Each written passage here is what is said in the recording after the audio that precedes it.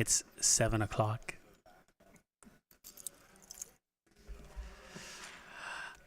Okay.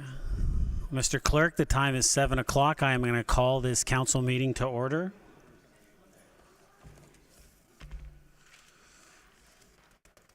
Council, can I get a motion to approve the agenda with the additional items?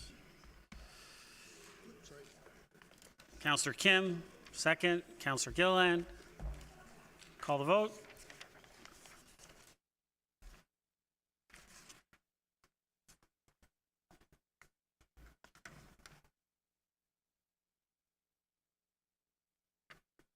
That carries. Any declarations of pecuniary interest? Seeing none. We have no community presentations. We have one delegation, Mr. Bill Marin, representing Total Tennis in regards to item S2R4. Mr. Marin? Come on up. You have 5 minutes, and I'll just remind you that at 1 minute remaining, you'll hear a chime. You'll hear a chime at 1 minute remaining. Okay, thank you for having me. Through you, Mr. Mayor, Councillor Kim and I have been discussing the tennis court availability to the public and the permit situation, so I just wanted to share a little bit of my experience dealing with the courts at Fleury Park. Brief background, Total Tennis. I own Total Tennis, which is a company that's been delivering tennis lessons and camps for the town of Aurora as a service provider since 1998. So over those 20 years, we have run programs for players age 3 up to adult, all levels. We work with 400 to 500 Aurora residents each season in group lessons and summer camp scenarios. And our programs, there's a bit of a misconception, I think, and that's one of the things I want to address as I move through this. A bit of a misconception that I think the public courts are busy very often, which from my experience being there for 20 years at Fleury, I don't believe they're as busy as some people might believe. I think it's really only about 15% of the time that the courts are actually full with anybody waiting. From my experience, the perception that the 16 courts, public courts in Aurora, are often fully in use with players waiting isn't accurate. In 20 plus years at Fleury Park, I would suggest that the courts are fully busy with players less than 10% of the time. I think you guys have a handout, a brief little chart, little overview. Okay, I won't go through that in detail. It's just basically I just wanted to point out that in the tennis business and in public courts in general, there are different types of tennis players looking for different types of play. Less than 50% of players, I would say, are looking for open courts. Just there's an open court, great, let's play tennis. Other players aren't skilled enough to enjoy a game, to rally well enough to actually enjoy it. These newer, lower level players are often looking for organized instruction. Most tennis players who play above an intermediate level, the ones who can really play and really want to go at it and compete, they will usually choose to join a community and again, a private club where they can find organized competitive programs with similar level players. And also, when we talk about the public court bookings, people who are very competitive find competitive programs and join clubs where they can book for an hour or 2 hours, which makes sense for competitive players. Referring to the current policy of how the courts change for the public right now, the sign states that for 45 minutes you play and then you give up your court. I've witnessed that doesn't work very well at all. It does not work very well. What happens is it relies on honesty, and if people are hungry to play and somebody comes up and says, hey, when did you start? Maybe I actually started 45 minutes ago, but often what I hear people saying is I just started. So I'm going to end up playing an hour and a half, and I've seen this many times over the years. And unfortunately, the nice father and his kids who came to play, hoping to get a court, are going to get frustrated after about 30 more minutes and realize, you know what, let's just go home.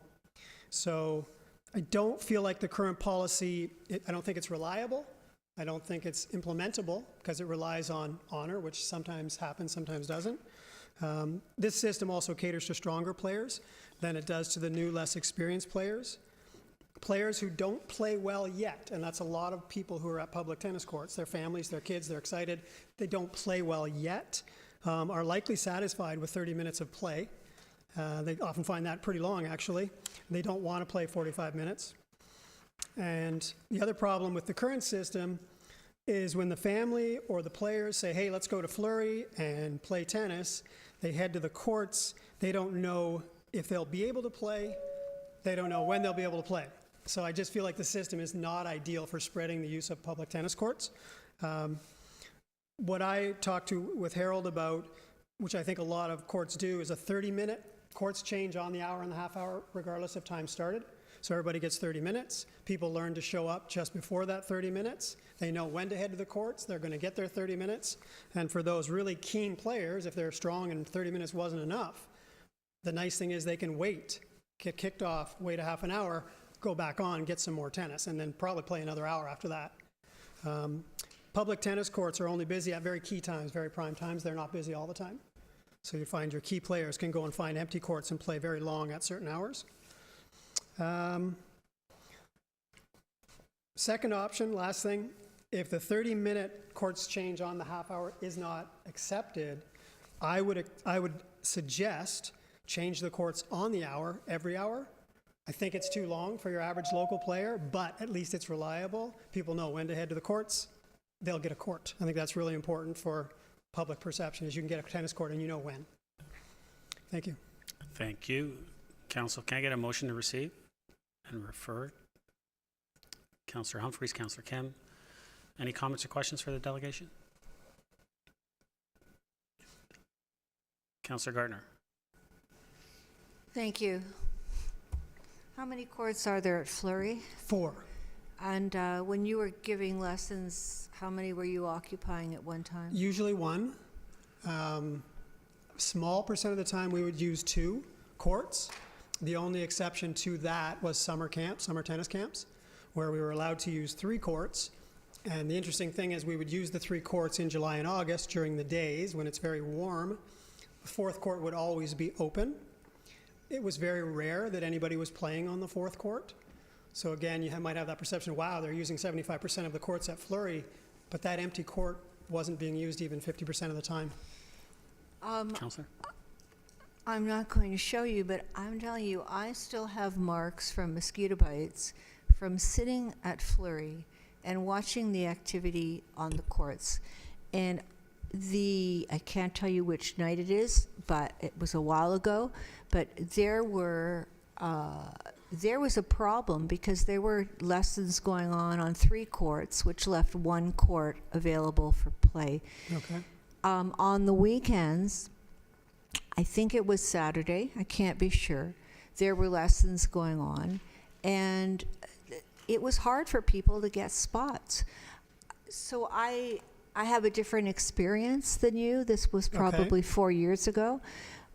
So again, maybe there's more than one tennis pro giving instructions. I don't know how it goes. There are many.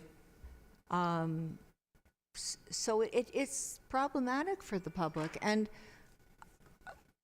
I think, the public is paying for these courts. And I think that we need to do everything that we can to allow them to have an opportunity to play. I mean, if they're not using the courts ever and, then that's a moot point. But I think that we need to give them an opportunity mornings, evenings, and weekends to use the courts. If I can respond to that through you, Mr. Mayor.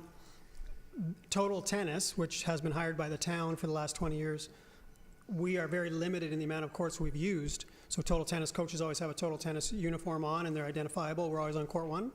There are a handful of tennis coaches that I know and know of who teach in and around Aurora on any of the public courts at any time. To be honest, the lion's share of them don't have permits, but they will often tell the public they do have permits so that they can do their hour private lesson after hour private lesson. So what you're seeing is Total Tennis on court 1, other coaches working on their own on the other courts. Counselor? Again, my experience, I don't know who it was. You've been on the courts for the last 20 years. It could have been you. I've seen 3 of the courts at Fleury occupied by lessons, and it seemed to me that the lessons were given by one entity. It seemed to me that the instructions and the speaking was going across 3 courts. In any case, there's no point me debating that, but we need to do something to make sure the public has use of these courts. Okay. The on the hour is probably a good idea. See, I was just thinking about. Counselor, I'm just going to ask, do you have a question for the delegate? Otherwise, we could discuss what you're discussing during the Okay. motion. Thank you. Okay, thank you. Well, to be clear, the answer is you only use 1 quart at a time, or possibly 2. Mr. Mayor? 5% of the time, and then summer camps are different. Summer camps during the day in July and August, we can use 3 courts. Yeah. Counselor? Thank you. Thank you. Counselor Kim? Thank you, Mr. Mayor, and thank you, Mr. Marin, for delegating. Can you, through your experience and observation, confirm what the experience is like in other municipalities have had tennis courts have turnover hour and the half hour? What other municipalities have that, and do you know how well they've worked? Mr. Mayor? Yes. Through you, Mr. Mayor, I am familiar with other municipalities. I can't state them. I don't know specifically, but I know I have run many facilities. Outdoor facilities usually are about quick turnover. Half hour on the half hour is the most ideal. It's the most social. It's the most reliable system, and it is widely accepted and actually quite enjoyable. You will only upset, if I can use that word, 10% or less of the general public tennis players who really want to go at it for an hour, hour and 15 minutes. But you'll please 90% who are looking for a court, want to play some tennis, and are looking for a fair and equitable system. Great, thank you. Counselor? You're welcome. Counselor Gilliland? Thank you, through you, Mr. Mayor. If I were to book a tennis court at a facility like Blackmore, somewhere in Thornhill, how would I be booking that? How would you be, sorry? Would it be by the hour, or would it be Yes, by the definitely. half hour? Yes, through So- you, Mr. Mayor, I've run 4 different winter tennis facilities, and an hour is typical classic at an indoor tennis facility. The big difference, an outdoor public tennis facility is about lots of people low level enjoying a little bit of tennis. When you start paying more money to join indoor facilities, which are much more expensive, you're prepared to pay more money. The level of play on average is much higher. The competitive level is much higher. The people want an hour. If they're playing doubles, sometimes they want 2 hours. So it's almost 2 totally different clienteles, 2 totally different club facilities. Counselor? Thank you. I know I've been members of about 4 or 5 different tennis clubs over the years, and I've also been a member of ACTC. Correct. And a recreational tennis player. And I do not claim to be some fantastic player by any means, but on the public standpoint, I think for the public it'd be easier if everybody knew it was on the hour, and gives people a little bit of a chance to kind of plan their time getting there. Showing up at like 12:10 and realizing, oh geez, I only have 20 minutes versus just having that extra 45 minutes within that hour. I just, as a tennis player myself, I just feel like on the hour might actually be the best way to communicate to the public. And I just wanted to know, like, if you felt just with your stats that you brought here today, if that on the hour is something that would definitely work as well. Mr. Marin? Through you, Mr. Mayor, yes, I think a half hour is ideal for an outdoor public facility. But if that's not accepted, I think an hour will work extremely well for all the reasons you just stated. The only downside of that would be, I think many players at a public facility won't use the full hour. So you'll have empty court time here and there, which isn't the end of the world. Just if things are getting very busy, you're only having half as many court bookings if you're only using the hours, so you can't please as many tennis players. The way I always look at it is, somebody who comes to a tennis facility wanting to play and leaves unhappy because they actually couldn't play is really something you want to avoid, versus somebody who came, played 30 minutes, and really wanted to play 45, and they're still hungry, it's not that bad. And they can wait another half hour and play another half hour. So I think you want to please as many people as possible and let them know you can get courts very easily in Aurora. And if you want to play an hour, 2 hours, you're going to be joining a winter facility.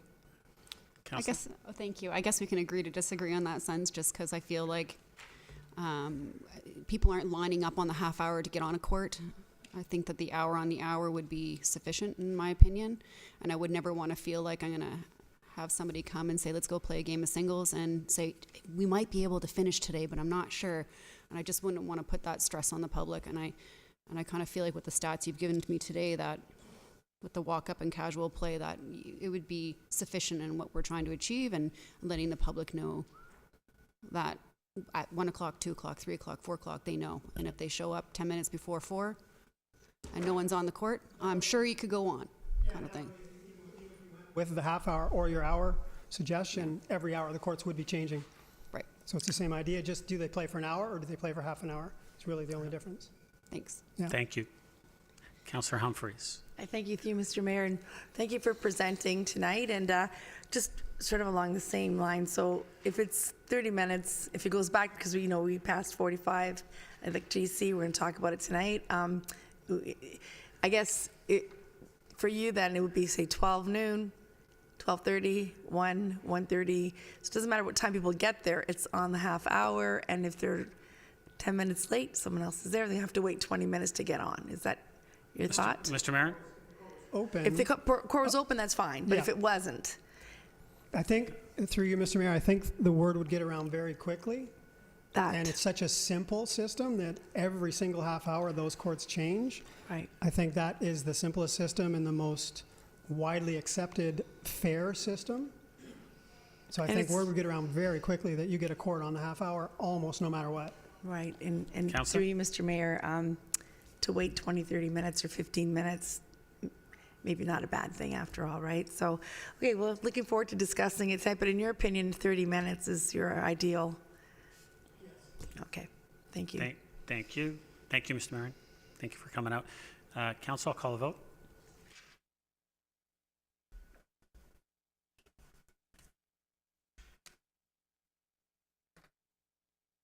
Councillor Thompson?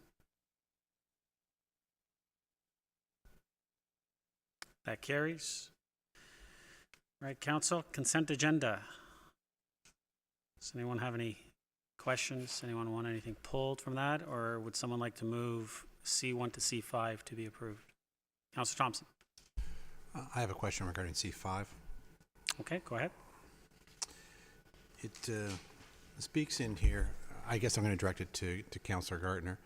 It speaks in here with regards to the 2020 budget update for Lake Simcoe. On page 4 of 8, I'll give her a chance to find it. Sorry. Page 4 of 8 of the Lake Simcoe report. First paragraph, it talks about the budget update. It says these approvals resulted in a 2.83% general levy increase, a 2.83 special operating increase, and a 2.34% special capital increase. Does the general levy increase incorporate the other two components, or if not, what's the combined increase for the budget for Lake Simcoe? Councillor Gardner? It does incorporate all three. And what I can tell you is that this will be coming back to us. This was from the middle of the summer, and we had a lot. I mean, This particular yeah, yeah. No, but what's happened with this? It says at the bottom that this comes to us in the summer, and we make a decision in March, and the figures that you're seeing there are from that initial discussion with the board. But what has happened since is we've had decreased funding from the Ministry of Natural Resources. Municipalities have had decreased funding from the province. We still don't know what's happening with respect to the Clean Water Act and who's going to be taking that on. So this is going to be a continuing discussion, and I will report back in March, if that's okay with you. Councillor Thompson? This is what's here. That's fine. Just the way that it's being presented, and when I looked up the 2020 budget update, it sort of outlined it as 3 components, and it just seemed to me that it wasn't clear on what the total increase of the budget year over year was, and that's what I was most interested in. And I Councillor Gardner? tell you because we have not decided it yet, but I definitely will. And it does, when it looks at the total budget, it does include those 3 components as one. Thank you. Councillor Thompson, anything else? Good. Thank you. Does anyone else have any questions on any items? Can I get someone to move approval of C1 to C5 inclusive? Councillor Thompson, Councillor Humphreys. Call the vote.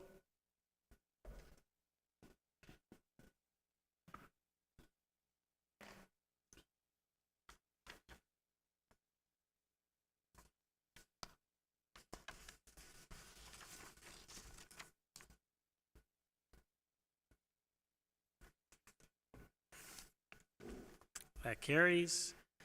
Standing committee reports. We'll start with S1s. Anyone have anything from S1 that they would like to pull? Councillor Gallo. Before I push my button. I saw you going for it, so I just figured I'd just jump on it. R1, please. R1. Thank you. Anything else? Anyone? Councillor Gardner. R2, R2. Center Street. Yep.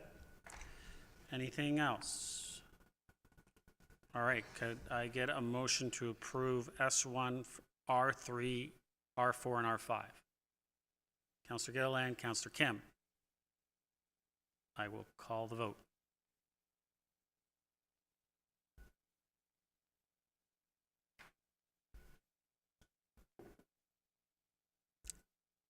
That carries. So now we'll move to S2. Anything from S2 that anyone would like pulled? Councillor Kim? R4. Thank you. Anyone else? Councillor Gilliland? R3.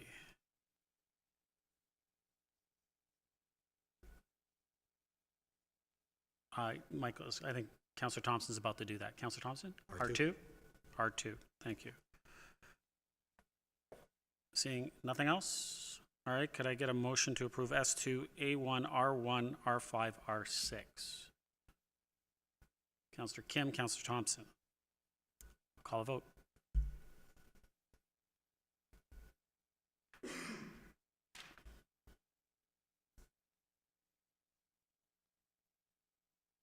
That carries.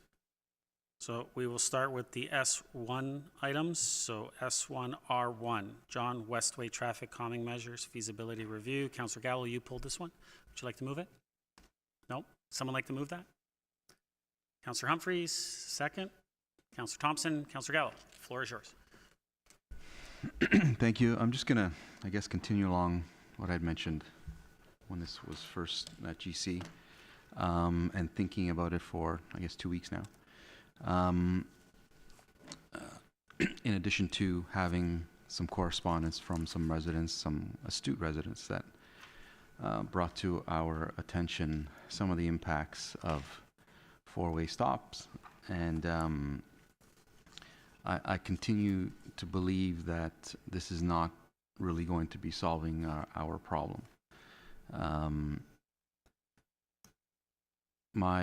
My feeling towards this is that we need to remove the seniors from parking on John Westway, providing them with additional parking in the parking lot of Town Hall in any way possible, and stopping the half a dozen, maybe at sometimes a dozen seniors from parking on the street.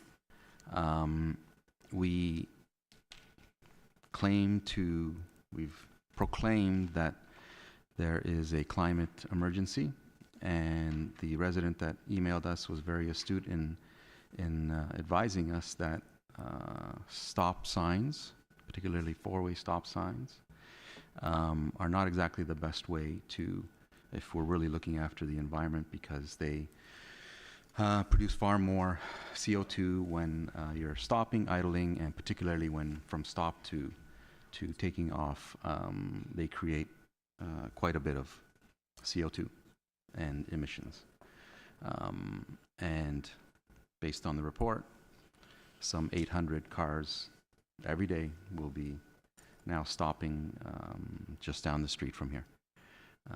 And I continue to believe that we have not really solved the problem. I am clearly in favor of safety, and I would not want any accidents to happen. And clearly, for me, the problem is the cars parking on the street, not necessarily the cars driving up and down the street. And doing this, I don't believe solves the problem. We haven't actually solved the problem by removing those cars from the street. As staff have indicated, four-way stops or stop signs shouldn't be used as a traffic mitigation tool, and we're doing exactly that. To me, as I mentioned before, we should be finding some additional parking, perhaps for staff. I've mentioned Queen's Diamond Jubilee Park. I think it wouldn't be much to have a quick study to see what the actual, on the worst case scenario, when the center is having the biggest functions, to see how many extra parking spots they need, either through some type of coordination to allow them more, but to put some time and effort in figuring out how to remove those cars from the street. To me, this doesn't solve that problem. So I will not be supporting this, but I'm eager to hear my fellow councillors, particularly all of us supported, the climate crisis, and I'd like to hear if anyone has anything to say about the email and the correspondence that we got, that we will be, by proving this tonight, adding to the problem. Thank you, Councillor Gallo. Before I go to anyone else, I just want to remind everyone, if you're not bringing new information, if you haven't changed your mind, there's really no reason to continue the conversation. If you are going to be speaking to something, responding to something, absolutely fine. I'm going to respond right now and just say that I'm going to be voting the same way. I feel the same way. My comments were made the other week. I still stand by them. Councillor Gilliland. Thank you, through you, Mr. Mayor. Well, I guess in that case, I don't need to repeat how many cars drive down that road on a daily basis. I can say that this issue has been going on for well over a couple years, and I've been in discussion with staff for well over a couple years, even before I was elected. So I know that there has been a lot of thought process into some of the concerns that you have raised and the sight lines, and I don't think that the parking for seniors is really the problem. We do have parking for events and buses and other things that come there. Queen's Jubilee, I don't know what the solution would be, but I think that is a completely separate problem from the motion on the floor today, because it's not specifically all about the seniors. Addressing the climate, one could argue cars these days are designed to turn off when they go to a stop. Cars are waiting an extra long time while they're trying to make that very unsafe turn. It's a very unsafe entrance and exit, regardless if there's a parked car on that road or not. And I really do truly believe that this is needed. So my vote stays the same. Thank you. Thank you. Councillor Humphreys. Dear Mr. Mayor, and I won't be repetitive. I will still continue to support the four-way stop. I do believe safety first. The other thing I was wondering is if there's an opportunity to add here a relocation of Petch House to create more parking. If this is what we need to do, let's do something really Councillor, different. you're going like way. Hey, something yeah, but totally hey, you want parking, get them real. off the streets. Let's do it, right? So we can, if that's what you want to do, Maybe under I would new suggest business? bring a motion forward And look at looking that. at the relocation of the Petch House to create more parking. That's Perfect. That's absolutely under what you're allowed to do. But Okay. I would suggest that. fine, thank you. Thank you. Councillor Gardner. Thank you. I don't disagree with Councillor Gallo. That is the ideal situation, the ultimate situation. If we can't accomplish that, then I think we have to do the stop. So through you to, not to you, to whoever, how long would it take us to try and, to you, Ms. McDougall, how long would it take us to try and get another parking option, some other parking options going? So that's what you were talking about. Who wants it? No one wants it. It's a hot potato, but I'm going to go with Mr. Waters. Through you, Mr. Mayor, my understanding is that there has been some work done in the past on providing parking options for the seniors center. I'm not sure they were ever implemented, or I'm not sure what their status was in terms of being brought forward to council for information. So we would have to undertake some analysis to determine, where can we find alternative parking, if any, for the senior center. Councillor? The first obvious answer is at the park. Maybe if you wouldn't mind, Mr. Mayor, I'll address this to Mr. Downey, who was certainly knowledgeable about this because he was in a position of interest for a long time. Do you have any idea what the use is for that park during the day, and during the night, if you know? Mr. Because Downey? we don't have to worry about the weekends. Through you, Mr. Mayor, I apologize. I don't monitor it, but it has got a permitted soccer pitch on it, so there would be some need for some parking in the evening. Normally, when we do have an issue here at Town Hall, there seems to be an opportunity to do overflow parking at Queen's Diamond Jubilee Park. That hasn't created a problem in the past. Councillor? Well, could we do it starting, say, the week after next, where we do a rotation of departments and that get to park up at the Queen's Jubilee Park? Or does anybody else have an idea? There has to be some fairness to it for staff, but it's a nice walk. It's not a long walk, even in the winter. Ms. McDougall, you got anything on this? Ms. McDougall? I didn't really think it was a question, but okay. Through you, Mr. Mayor, yes, bouncing around, we each have a bit of an interest in this. Certainly from the seniors, they have addressed some concerns with me with regards to their use. We have, as it relates to some parking measures, we did ask all staff, third and second floor staff to all park in the upper lot, so they stay out of the lower lot. So we've tried to accommodate that way.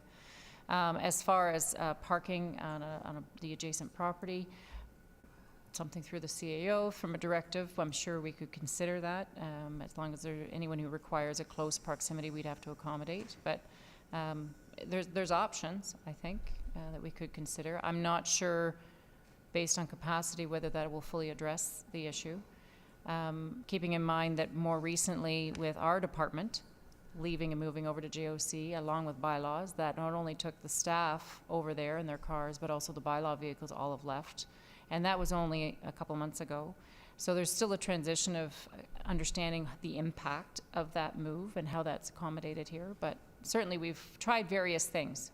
So as far as the park, it certainly could be an option. Councillor? Thank you. I think Councillor Gallo is correct. That is the ultimate solution, and we should try that before we put in any stop signs. Councillor Thompson? Thank you. I was just going to bring to light the point that Ms. McDougall just brought up. I mean, we've, with the JLC, recently moved 2 departments. I got to assume that's at least a dozen staff cars that are now no longer parking here at Town Hall. I wouldn't know the exact number. Perhaps staff can look into that, but that's surely got to free up some parking spaces. I mean, to think back, last term, we added significant number of spaces on that upper deck. Now you have 2 departments moved over. We haven't hired that many people to fill up those spaces, so surely we are addressing it to a point. I don't disagree that the long-term solution is figuring out how to accommodate the senior center, because it's only going to get busier. It's only going to see more and more use, and so I certainly think it needs to stay on the radar. I thought that's why we moved the fourth clause, or the fourth recommendation, was to continue to look at that, because that will still be a problem, but for the time being, we need some solution. So I'll still be in favor of the motion in front of us. Thank you. Councillor Kim. Thank you, Mr. Mayor. And I appreciate Councillor Gallo's recommendation. In terms of, from an environmental perspective, I can't disagree that stop sign is slightly negative in terms of the carbon footprint. However, safety is paramount, and I'm not sure if the Queen Jubilee Park has significant capacity that it will make a dent. And I found, from my experiences at the GO train station, is that the parking, I remember just 6-7 years ago, the 4 stories that were there, it was only the top 3 that filled up. But when you build it, they come. If we build more excess capacity parking, more will come. I'm not sure if that's going to exacerbate the fire code in terms of the volumes of people in the senior center. But you have to have a cap on parking to some extent, because parking itself is not good for the environment, right? We're trying to do away with cars. So finding more parking will eventually, people will catch up to that capacity and exacerbate that eventually. And so that threshold will eventually be reached. And so we're going to have to put a cap on parking to some degree. If we really wanted a totally environmental solution, we'd have seniors ride their bikes or run. And we know that's not going to happen. Or we have little, tricycles, and people, Uber tricycle it with the driver. Seniors, the only way for them to get around is by cars. And whether you're on the GO train, riding to the GO train station, or the senior center, or the library, there has to be a cap. And so I will maintain my decision to vote in favor of the recommendation that's before us. Thank you. Councillor Gartner for a second time. Thank you. And at the end of the day, the real solution is to encourage our staff and perhaps some seniors to be walking, cycling, carpooling, or taking public transit. And I think that it's something that we as a corporation should try and figure out how to encourage staff to do that. I don't know about the seniors. I think we'll have to leave it up to the seniors. But I've seen some of them walk on the track. They're pretty good walkers. So, but we have to think to the longer term and what we're really trying to accomplish with the Trails Committee. I mean, everybody is talking about active transportation and public transit. We've put so much money into public transit. We need to start doing that mental shift into a different physical shift. Thank you. Councillor Gallo, second up. Just my final comments. I'm not overly shocked at the results based on the conversation last time. I continue to feel that, it's a Band-Aid solution and we're not really dealing with the problem. I think, once again, we've probably done a pretty poor job communicating, perhaps even with the residents that will be frequenting this area, and having to now stop. The report from staff didn't recommend this.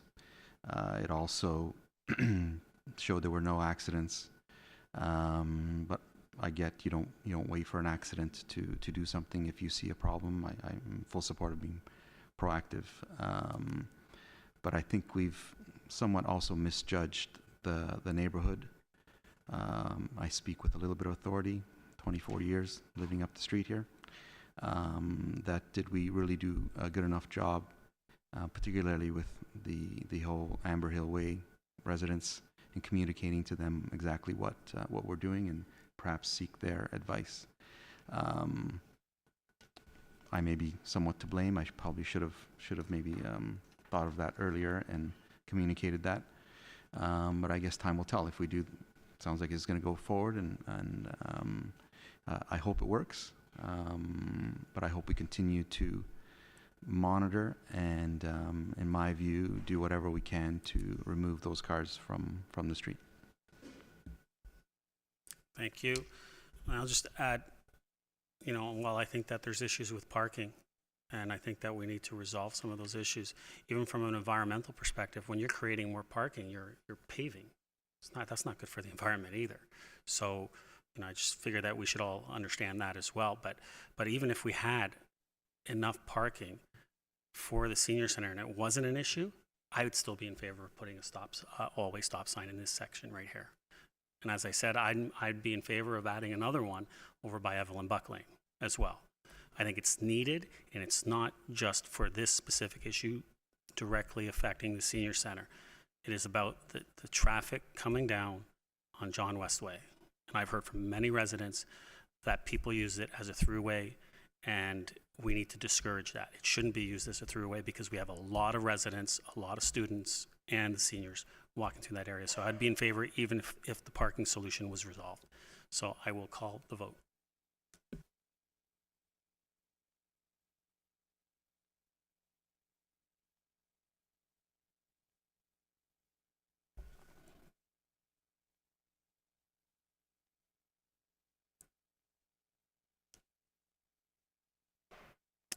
That carries. Councillor Kim, did you want to bring that forward?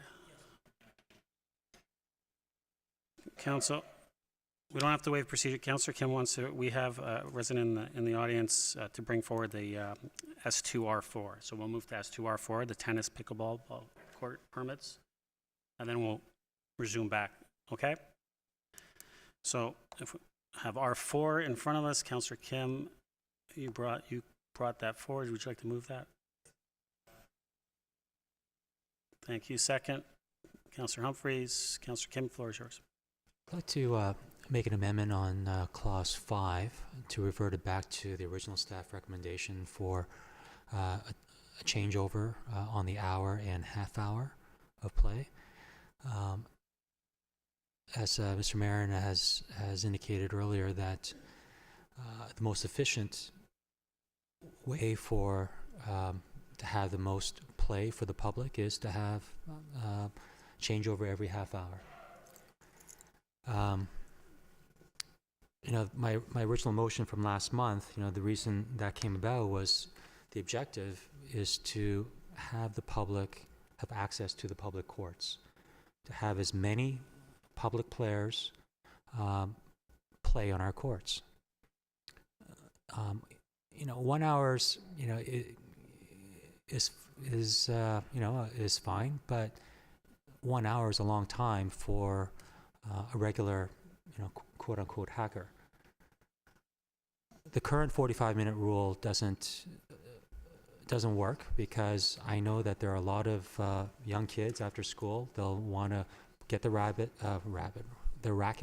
go to the courts, and there are, adults and. I thought he was just speaking, and he said he wants to make an amendment. And I thought he was just speaking to the motion.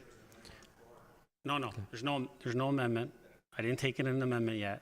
I thought he was just speaking, so he's on his 5 minutes.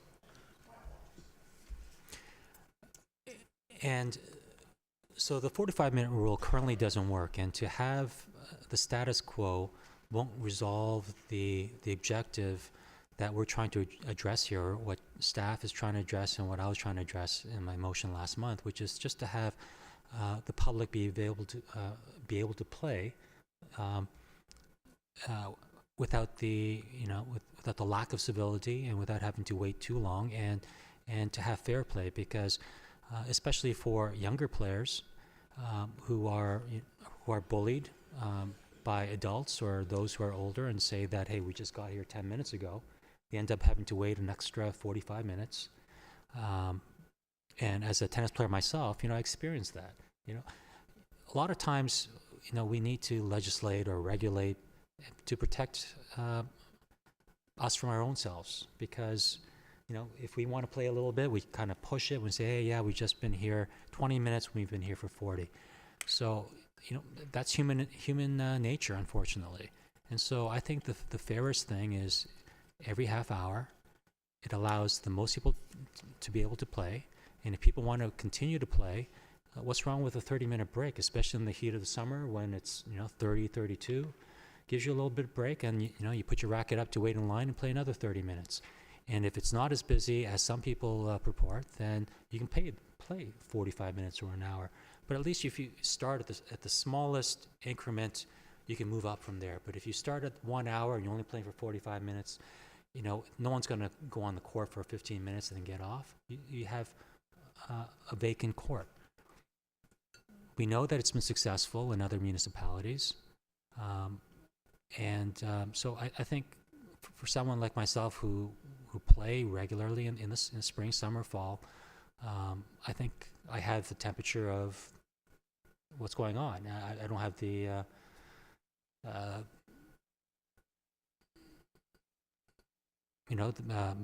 every single viewpoint, but you know, that's what I've experienced. And so I'd like to make an amendment now to change it back to the staff recommendation, which is change over hour and the half hour. Someone like to second that? Councillor Humphreys. So I'm assuming you don't need to speak to the amendment, Councillor Kim. Thank you. Councillor Humphreys, to the amendment. The amendment, through you, Mr. Mayor. Perfect. I missed some of the conversation last week on this topic, and I was personally a little surprised to see 45 minutes. Like, I'm thinking logistically how that was going to work, and what 45 minute are you looking at before or after the hour. I really believe this is a right way to contain it, and 30 minutes may be a little short for really good players. They may want a little more, but hanging around for 30 more minutes, have a little break and start again, I think is a great way to move this forward. So I'm totally in support of this. Thank motion. you. Councillor Gilliland, to the amendment. Thank you, through you, Mr. Mayor.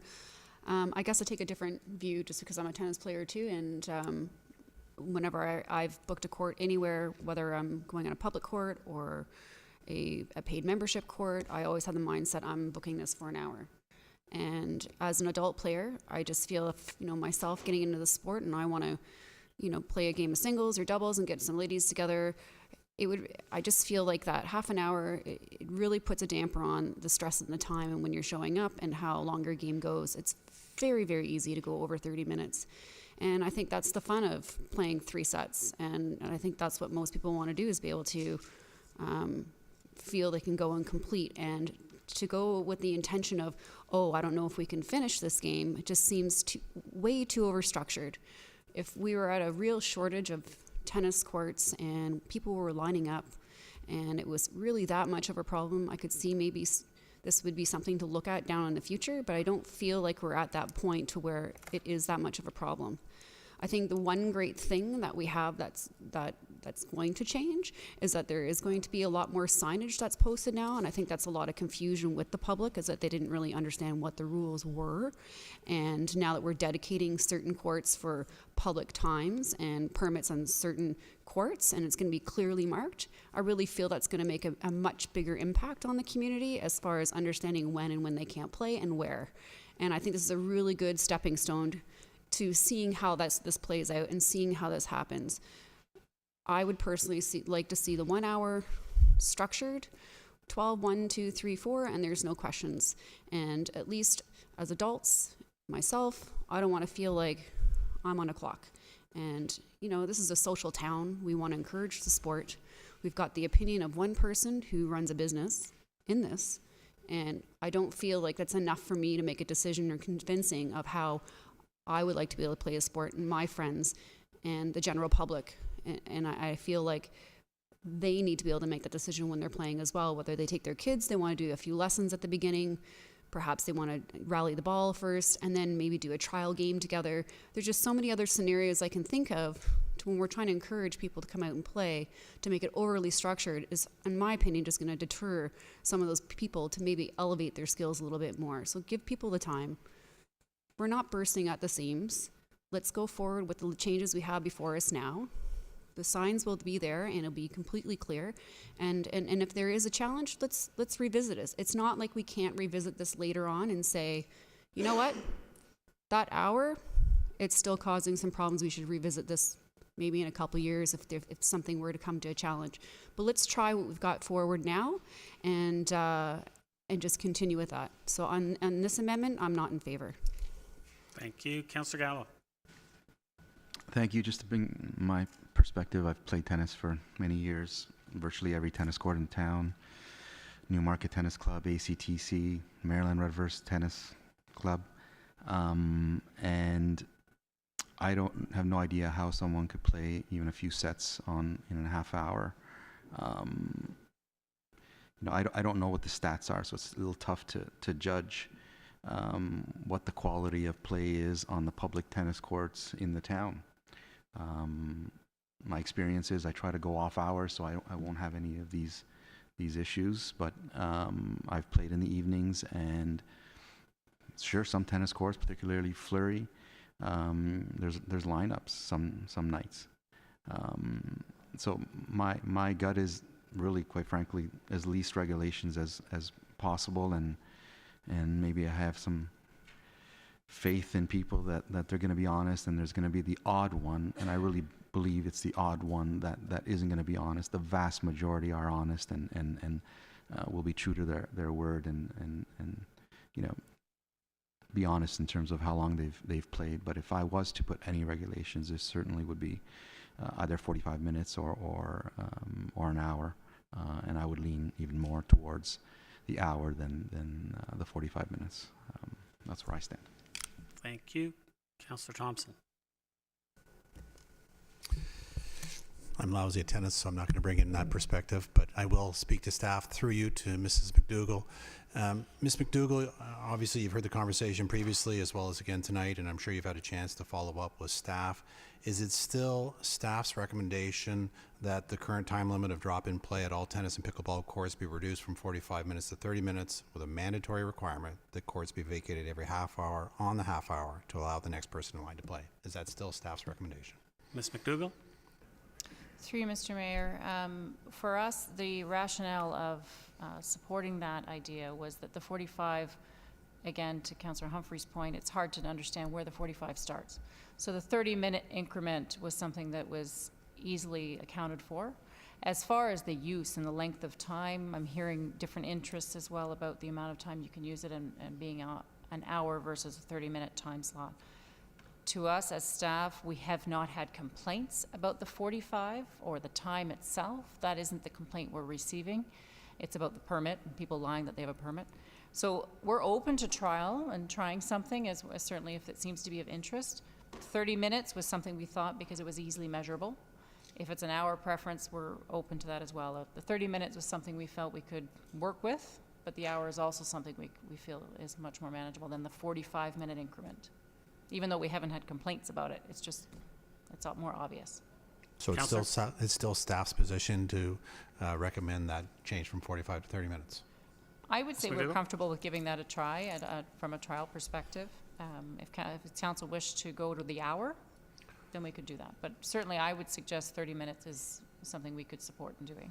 So how would we, if we went to it as a trial period, as you say, how would we gauge whether it's successful or not, given the fact that, as you said, we've never had any complaints about the 45 minutes and yet we're changing the time? So how would we monitor this and then come back to council to I guess, inform us whether or not the change has been beneficial or not? Ms. Through you, McDougall? through you, Mr. Mayor, as it relates to complaints and concerns, we often make change when we receive complaints. In this case, we were hearing concerns that have been addressed by a councillor raising it forward. We thought it was reasonable to consider a 30-minute. I'm anticipating if it's not acceptable, we definitely will hear from it. So if we don't hear anything, then we will maybe assume that it is fine. Councillor? Thank you. That's all. Councillor Kim? Thank you.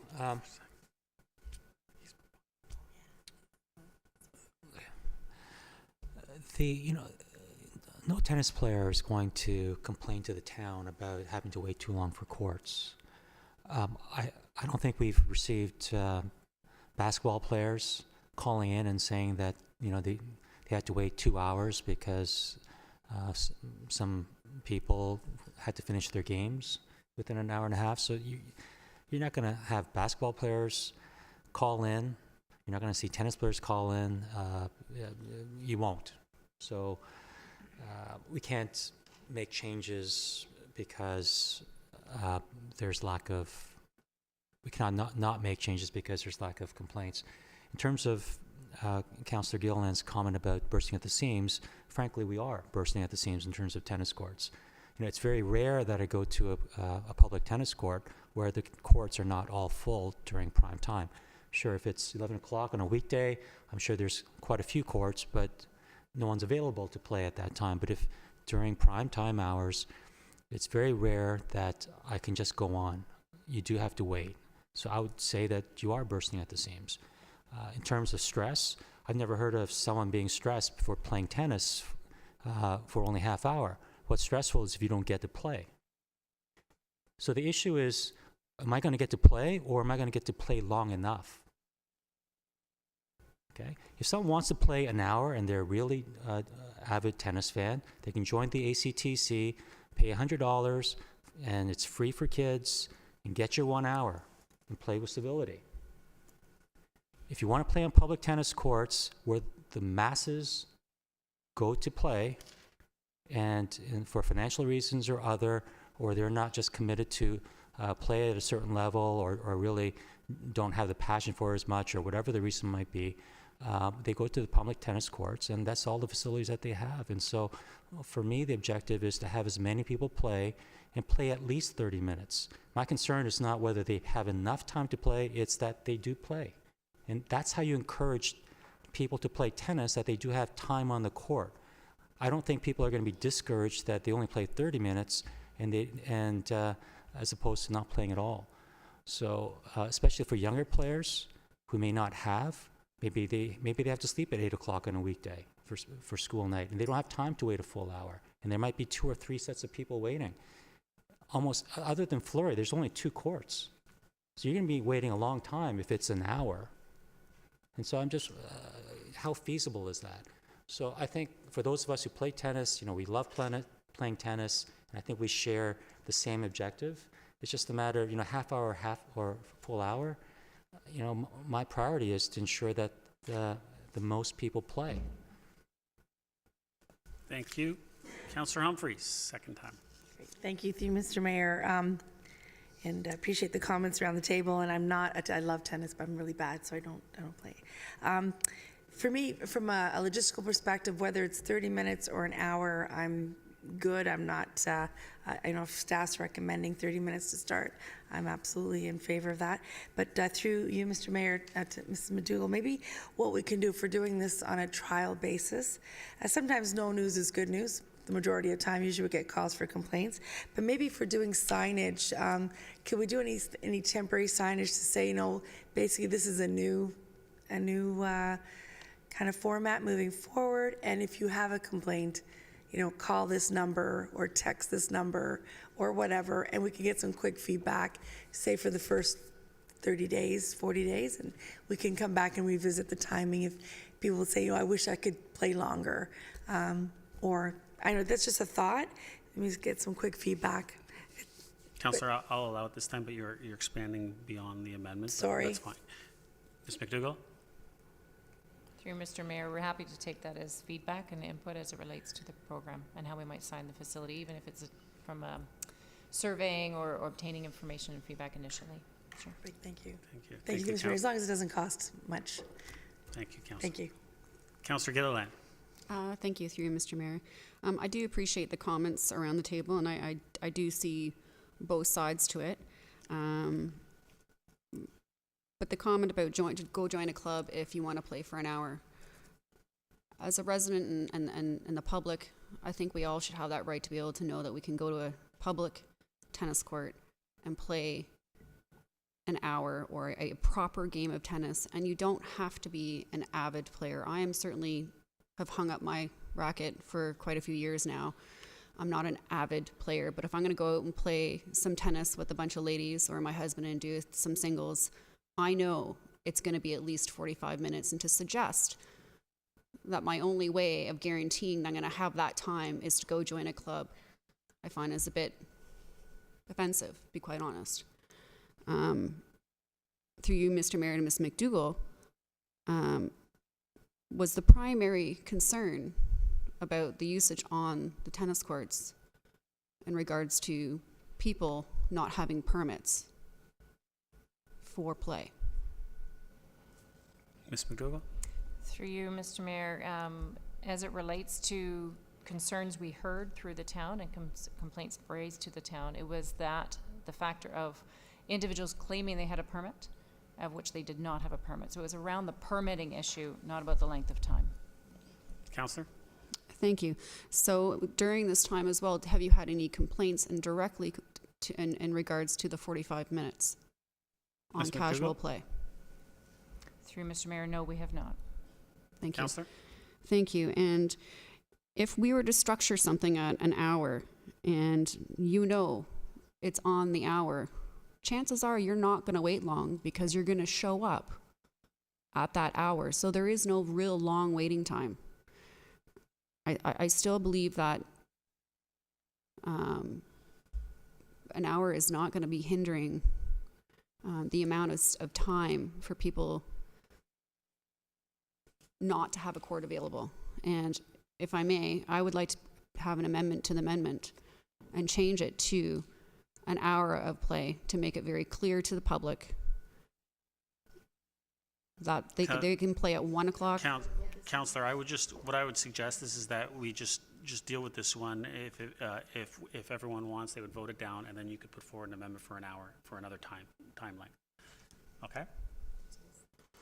Okay, that's fine. Then we shall wait. Again, so I really do think that the hour would probably a lot easier for the public to follow. And I'm not going to be too repetitive, but I do feel that we do have some proper signage, which is going to be addressing the permits, and we're specifying certain courts. And I hope the council around the table will understand that we are making significant changes already. And perhaps we shouldn't change absolutely everything recommended here because we really don't know the effects of it. And let's give the public the right to at least play a decent game of tennis, whether they're an avid player or not. Thank you. Counselor Gardner, first time. Simply, I don't think half hour is enough time, so I'll be voting against this. Thank you. I am going to call the vote on the amendment.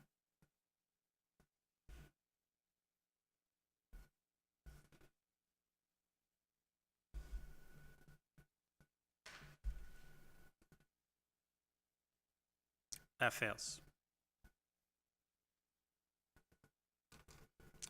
Back to the main motion. Councillor Kim, you still have about 40 seconds if you want to continue. For what the amendment is turned down? No, I know, but if you want to continue on the main motion. No, I'm good, thank you. Councillor Gilliland. I would like to make an amendment and change it to 1 hour of play with posted signs. Second. Councillor Gardner.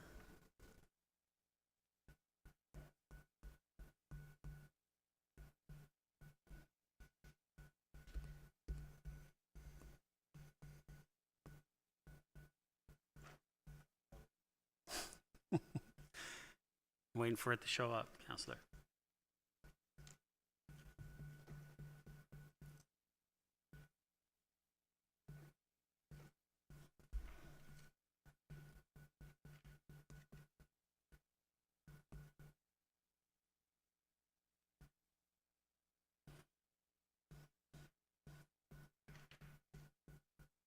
All right. Any comments? Seeing none, call the vote on the amendment.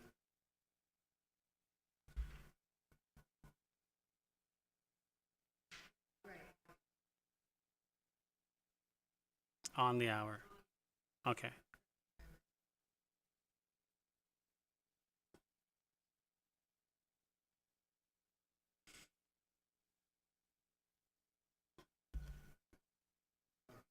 Uh-oh.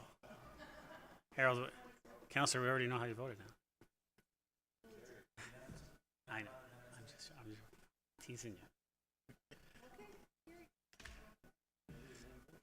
One vote to carry it. Councillor, you carried that one all by yourself.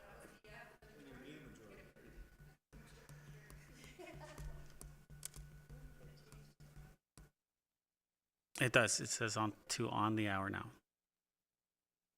So we will vote now. Just waiting for it to reset. We're good.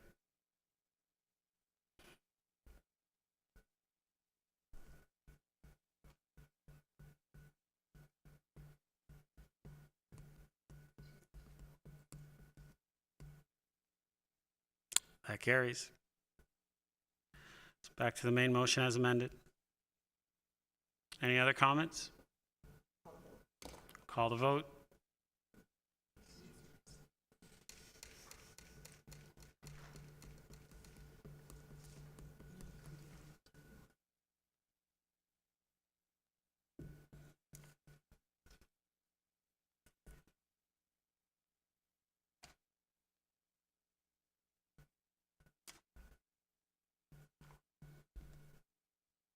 That carries.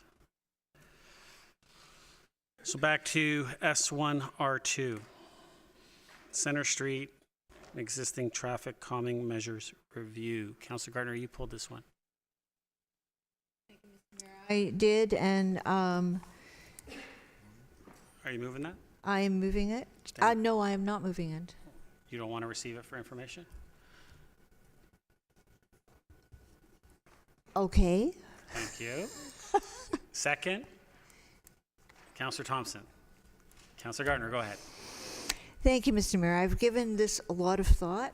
Sorry, I'm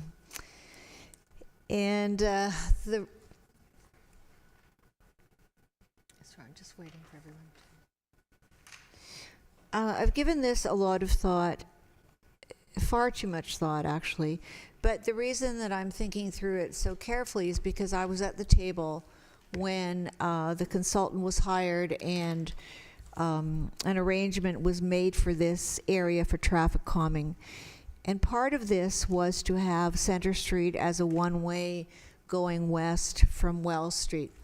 So I believe I have a simple solution that I'd like to try.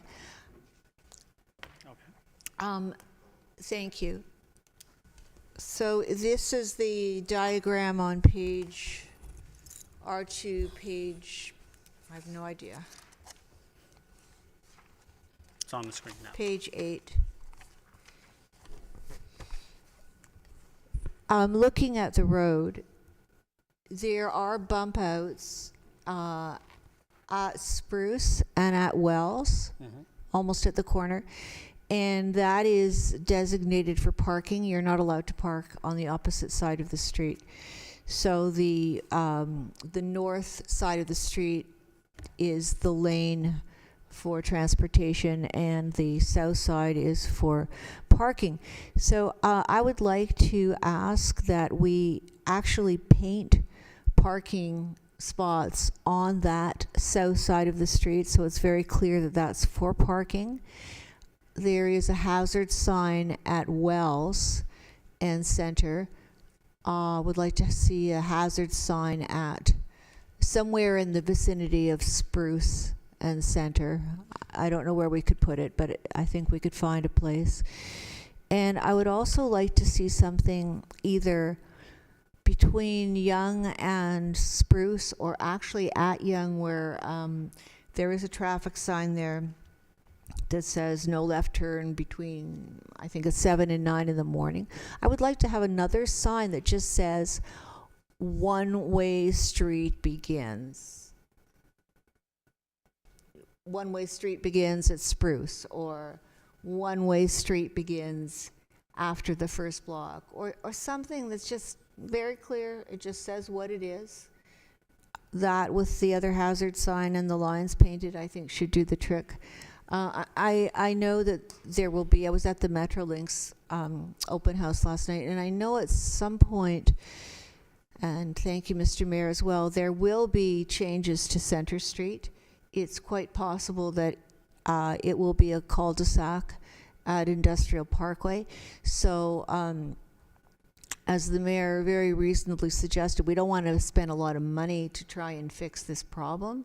So I think two signs and some painted lines should improve the situation. And the other possibility is adding slightly to the bump outs at Spruce and Wells, probably not with a concrete barrier, but something just to extend that a little bit farther. But for the beginning, just the signage and the painting.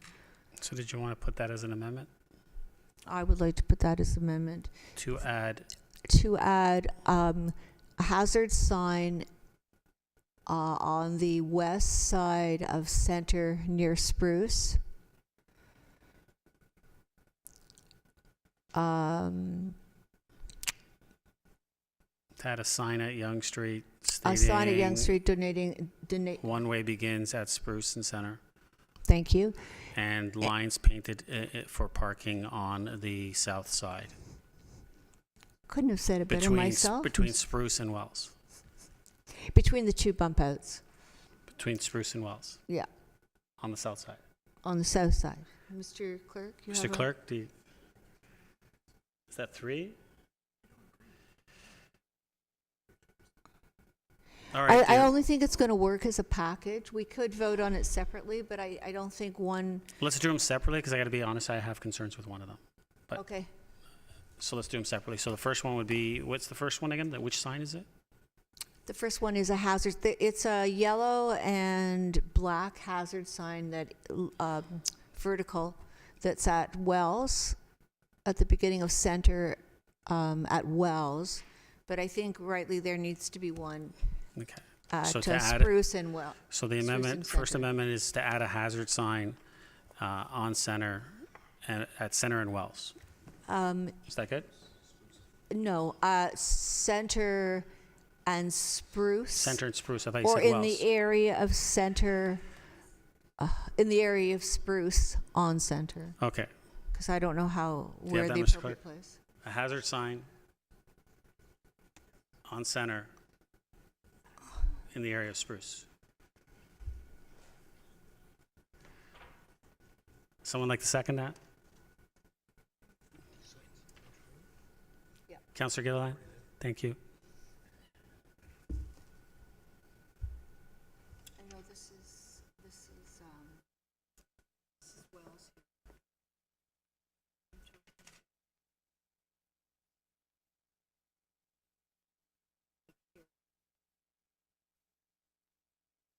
Can we have that? Can we just have that on the screen so everyone can see that instead of the map?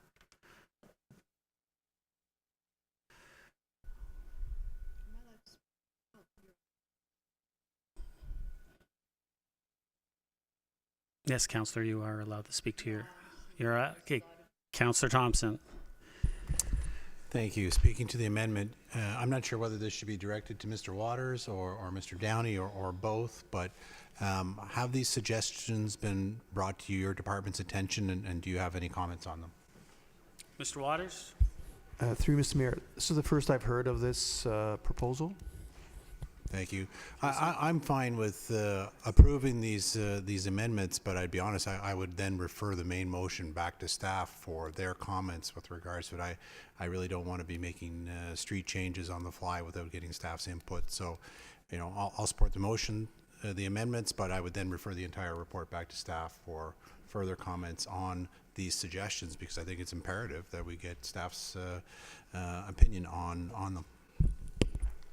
And Councillor, I would suggest that if Councillor Gardner is fine with that, then I would say that instead of going through this exercise of doing each amendment separately, if that's the feeling around the table, then we would let's just do that now, and Councillor Gardner can work with staff through her recommendations, and then we can have something that comes back to us with those recommendations, and we can approve it at that time.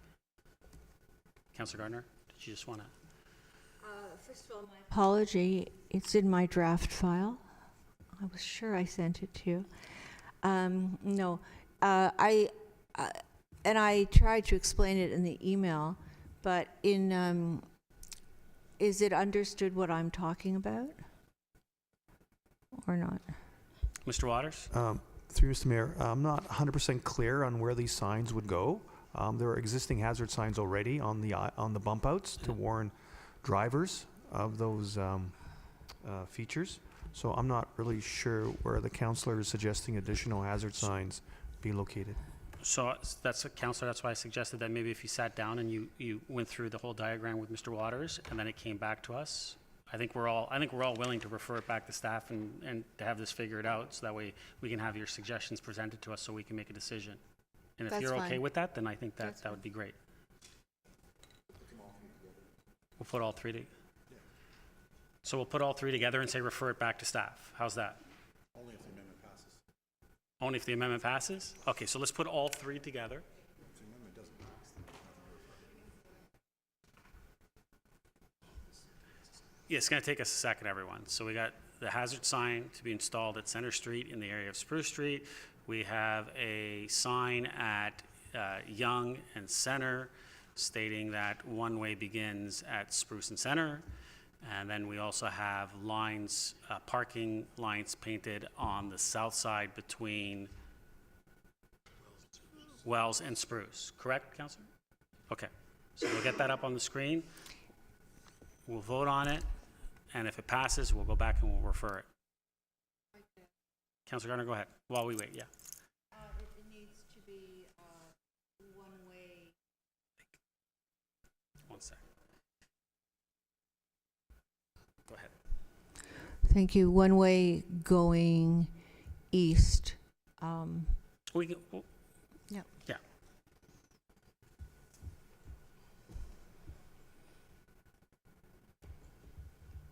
Seconder, okay with adding all three? Okay.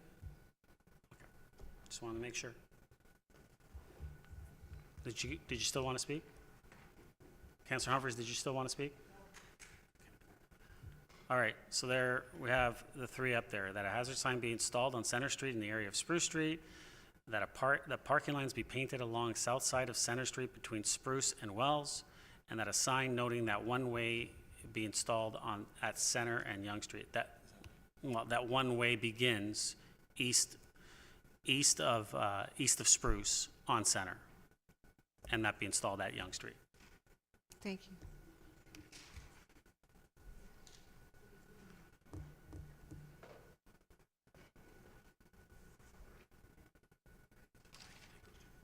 Pardon?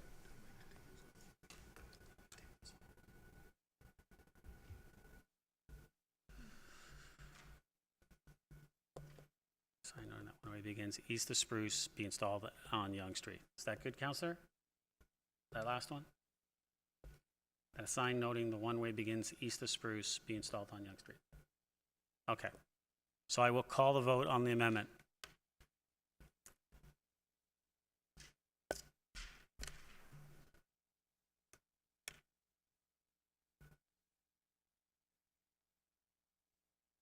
That carries. Back to the main motion as amended.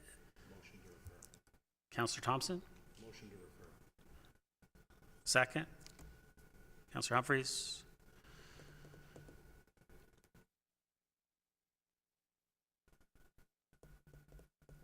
Call the vote.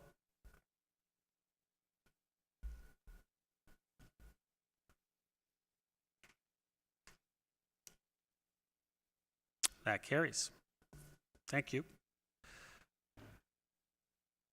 Okay, so we're going to move to S2R2, transition to prudent investor regime. Councillor Thompson, you pulled this, but before I go to you, I'm going to ask Ms. Wainwright Van Kessel. I think she has a recommendation to add on to this. Through you, Mr. Mayor, given the changes to the recommendations to amend it to include council being involved in the agreements, I recommend that this item be referred back to staff and we bring it back next month along with the agreements so it can all be considered at the same time. My concern is if council approves this evening and then next month we take a look at the agreements, then there could be a potential we'd have to reconsider an item already agreed upon by council.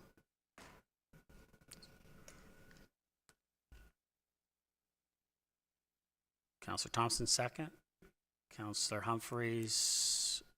I'll go to Councillor Gallo first on the referral. Just we're referring to a GC? Yes. Perfect. Thank you. We're good? Councillor Humphreys, did you want to speak to it? Councillor Humphreys, to the referral. Just very quickly, we're not going to have any time issues if we do this, right? I don't want us to miss our window of opportunity. Mr. Mayor? Ms. Wainwright Van Kessel.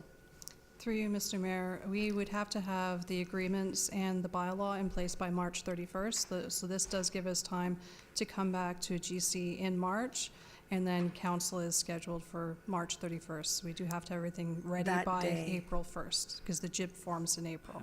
So we will get it just in. Perfect. Okay, thank you. Through you, Mr. Mayor. And you'll have everything ready to go, basically, whatever happens, you could submit and... Councillor, I just suggest that Sorry, I'm just concerned. if they weren't comfortable, if staff wasn't comfortable, they wouldn't have brought forward this I recommendation. hope, I know, I just think they're just trying to accommodate. Thank you, through you, Mr. Mayor. I think that you're doing a great job trying to accommodate all our concerns. I just don't want that risk. If it's a low risk, that's fine. Thank you. Thank you. Any other comments or questions? Call the vote.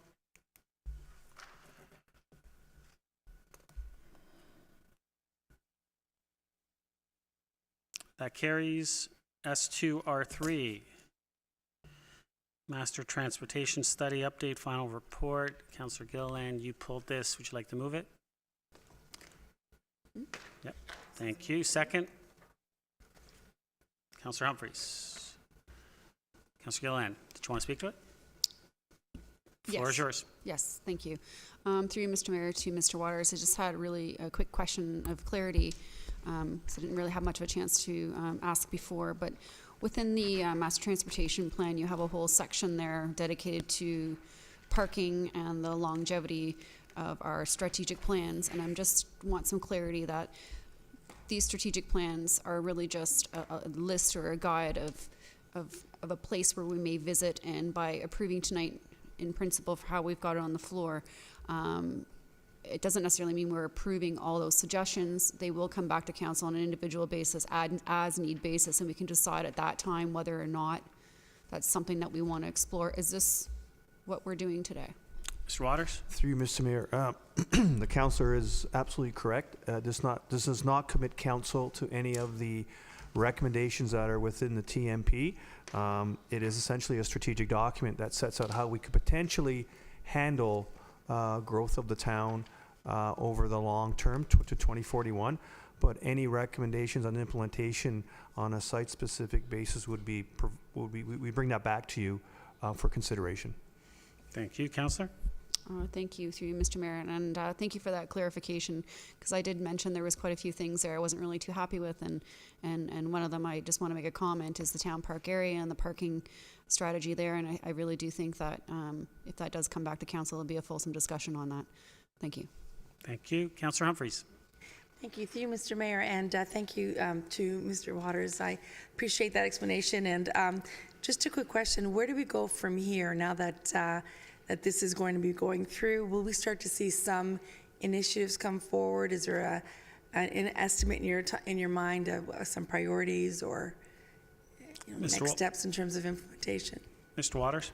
Through you, Mr. Mayor, as you'll see on the screen, there already are recommendations added to the staff report regarding bringing forward a couple items for the capital budget process.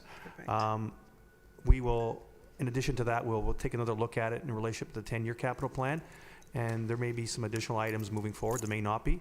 We're going to start to prioritize what should be done in the short term. Councillor? Thank you. Thank you very much. That's it. Thank you. Councillor Gardner?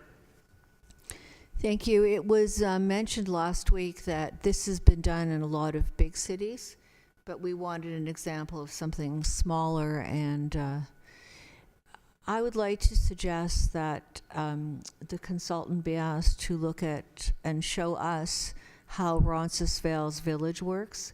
Roncesvalles is it's almost exactly what we want to create in our downtown core. It is a main street, and yet at the same time it is a very busy shopping street, restaurant street. And very pretty. And so just an idea, I think it would give us a good idea of how it can work for our setting. And I'd also like the consultant to show us, or perhaps you could, how do these bump outs work, or with the buses? How does it work with the buses and the turning lane and the one lane? The consultant said that there is a way to plan for all of that, but I can't visualize it in my mind. So I think that would help if we had that. And I think that was part of the conversations, that we wanted some more information before we even Right. agreed to go into a feasibility study, which is what would give you a lot of that as well, the detailed design. So we wanted more information, and that's why we said, let's have it go to the 2021 capital budget. And Yeah. once we get some more information, if we're agreeable to move forward and get a detailed design, we would get a lot of those answers as well. Councillor. Thank you, Mr. Mayor. I'm just having trouble generally visualizing how it would work. I think we all are, and that's why So it would be, but it would be a simple diagram as how that works with, because that is our major transit corridor, and there's nothing we can do about it. It's as wide as it is. Thank you. Thank you. Councillor Thompson. Thank you. Through you to Mr. Waters. Mr. Waters, the report speaks to Metrolinx and their projects, the Wellington Street grade separation, Bursey Street parking lot. Of course, Monday night they released their plans in a little bit more detail. Anything that came out of Monday night that wouldn't have been captured in this master transportation study that we should give some consideration to? Mr. Waters? Through you, Mr. Mayor, the one thing that I did pick up was that the 2017 study on GO parking did not reference the Sandlin Court lands that have been either purchased or optioned by Metrolinx to provide parking during their construction of the grade separation. So my understanding is those lands will be kept for parking after the grade separation is constructed, so it may impact the recommendations that have been put forth through that 17 study. So you likely will have to revisit that study and determine what an impact the Scanlon Court lands will have on the parking supply for the GO station. Okay, Councillor? thank you. Thank you. That's all. Thank you. No other comments? Call a vote.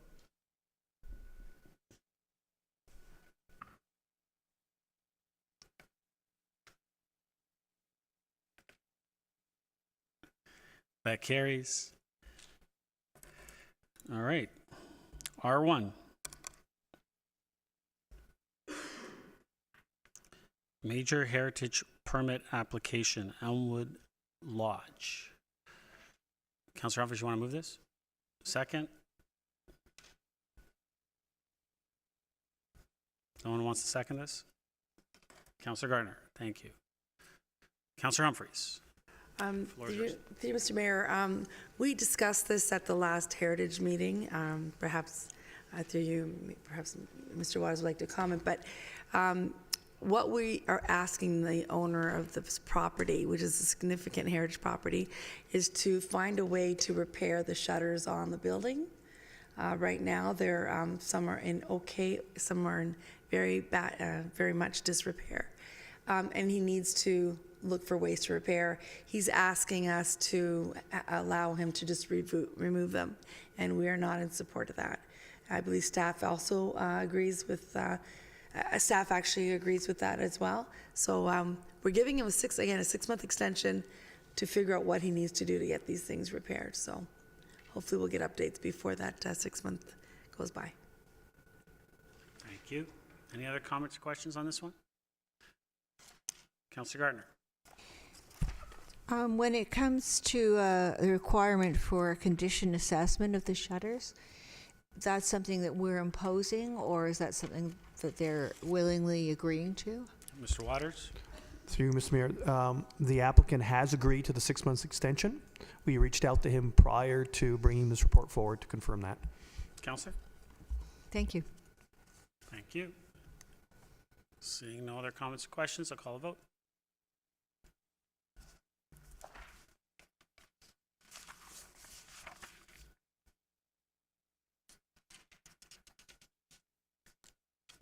That carries. Motions. Councillor Gilliland is first. That's after. That's number 9.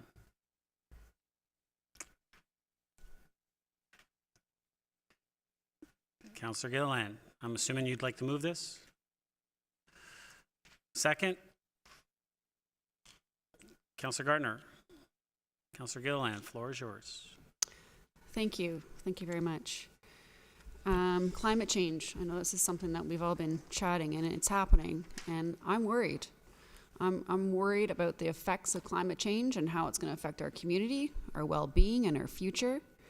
However, this is something that we can't do alone, and it's a collaborative partnership with the region, the province, the Lake Simcoe Conservation Authority, Town of Aurora residents, and the political will of our council. I'm proud. I'm very proud our council voted with me and many others municipalities to declare this climate emergency. And while the region is working to present high-level climate change strategies, I also recognize that change is not going to happen overnight. Our work has just begun, and on a municipal level, I believe we can make small, meaningful changes now that can make a difference, and set examples and change mindsets. Each small change we choose to make turns into something impactful. So today I'm presenting a motion to amend an old tree replacement policy that will help strengthen our urban tree canopy and modernize our policy to include carbon loading and CO2 capturing evaluations as part of the replacement compensation package.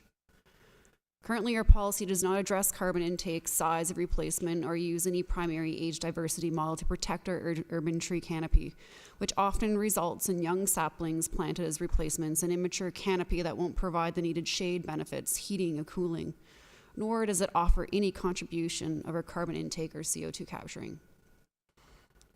If we can make an impact now, let's do the best we can and be a part of that change one step at a time.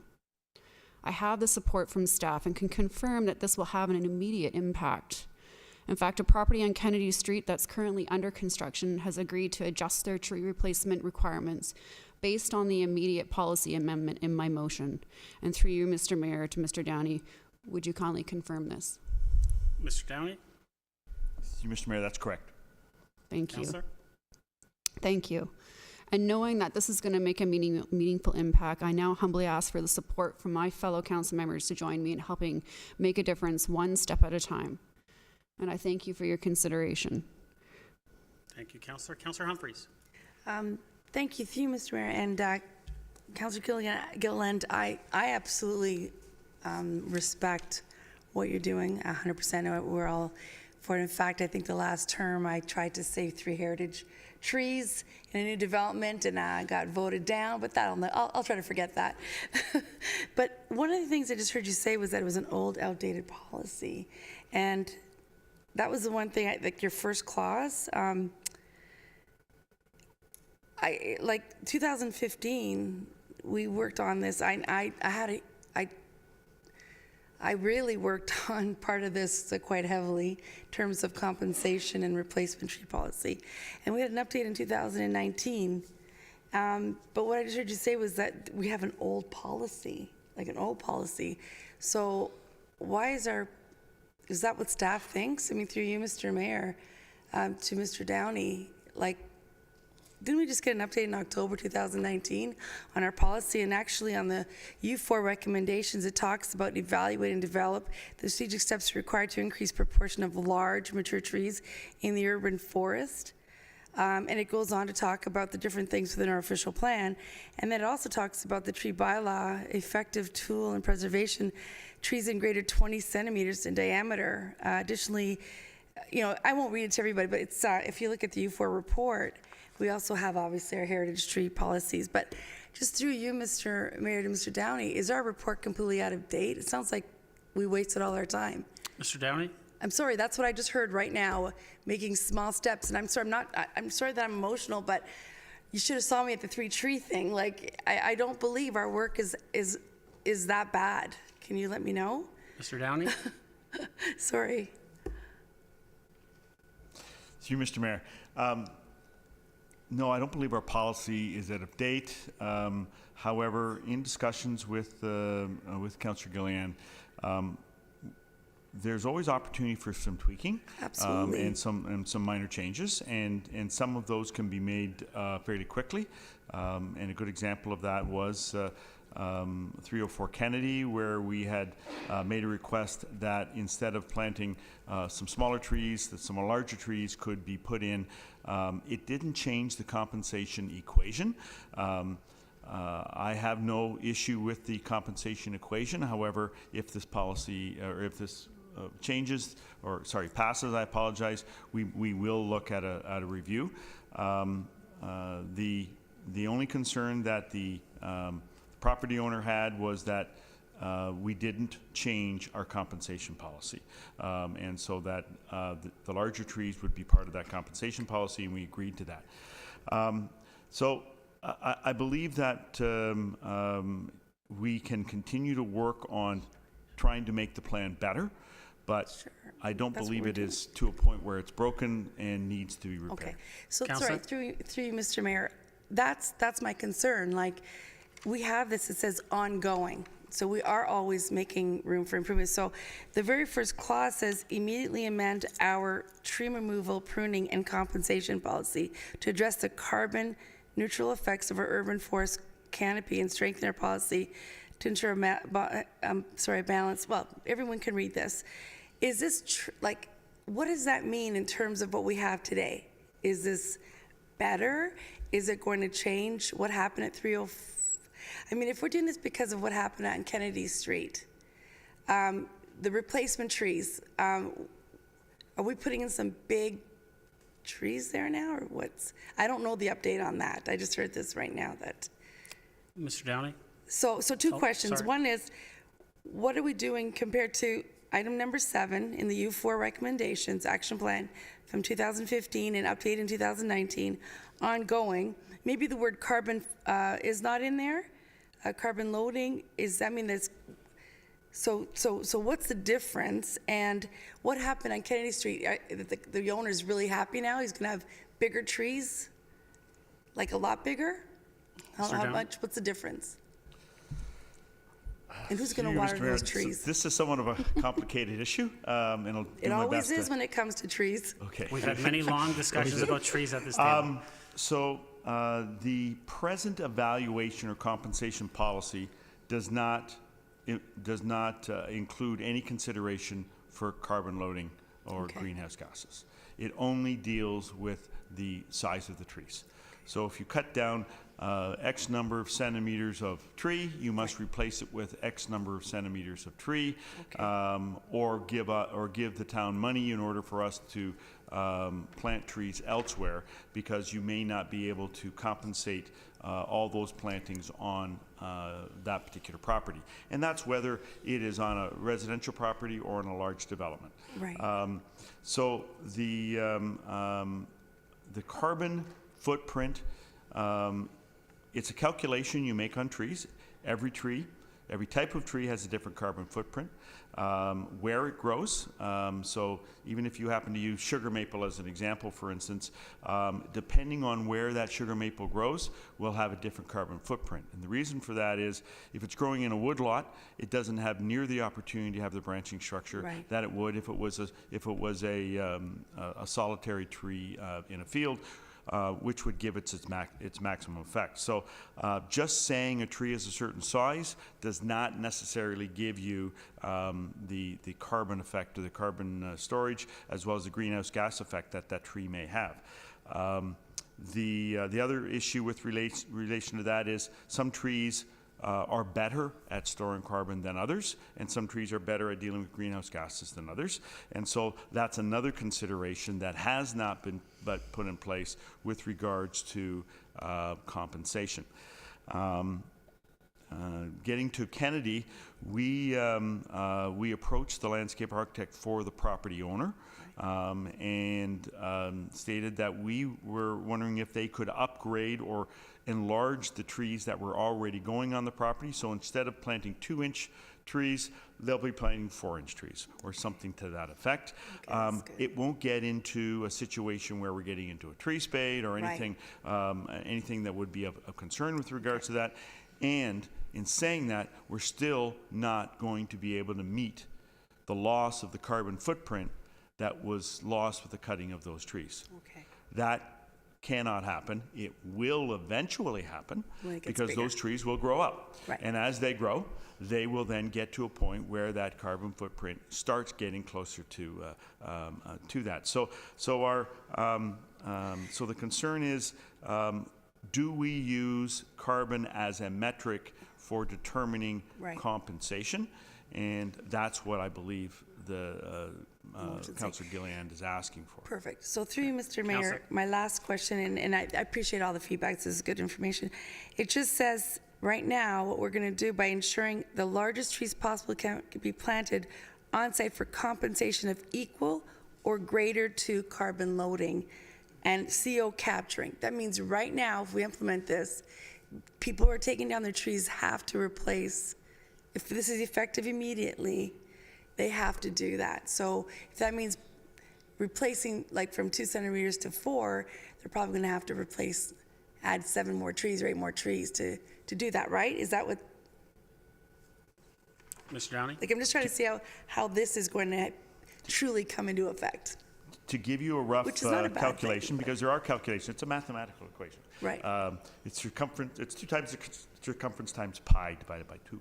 But regardless of that, the issue is, if you do the calculation, generally, you would be looking at about 6 times the compensation from a large tree to a normal street tree that we might plant on a property or within a park. So that's a challenge, and certainly staff have made Councillor Gilliland aware of that. That is a challenge, going from our present policy up to 6 times that. I believe is a challenge, and we've stated that. However, can we get better or closer to dealing with that carbon immediately? Yes, we can, and the way we can do that is we can put in larger trees. It doesn't change the compensation policy because we're still replacing the same amount of centimeters, but we're getting a better jump on addressing that carbon issue that is lost with the cutting of the trees. Okay. So immediately is yes, we can. Equal, not possible at this point. Councillor? Okay. So we can, okay, I'm going to have to think about this a little bit because it is a little confusing. And I guess I just don't understand, like, if this happens, what the impact is. I mean, truly. I'm going to have to listen around the table, but maybe Councillor Gilliland can help me understand further. But I just want to make sure we will do the right thing, but that the impact of that, and again, if through you, Mr. Mayor, I don't want to ramble because, but just when you do put in larger trees, you have to look after them, water them more. So there's other, and how successful are larger trees? We have a report that says we have to be careful in terms of success rate. And the other thing I thought we were doing, not just carbon footprint, which is really important, but the type of trees and the we have to be careful when we do this because we have an issue with emerald ash borer and other species. So we have to be very careful to keep those all into consideration. I just don't want to throw out what we have. So I think I'm rambling now. You're That's at enough. 5. I can stop Next, you from rambling. I'm going to There think. you go. Yeah. Councillor Gardner? Thank you. Thank you, Councillor Gilliland, for your work on this. Through you, Mr. Chair, to Mr. Downey. Mr. Downey, it's you said it's a mathematical formula. So that seems doable. What is the challenge and why is it not possible to have that same carbon capture Mr. Downey? or the CO2 capture as well? Through you, Mr. Mayor, I apologize. The problem is every tree is not the same. So it will depend on the type of tree. It will depend on how well that tree or the health of that tree.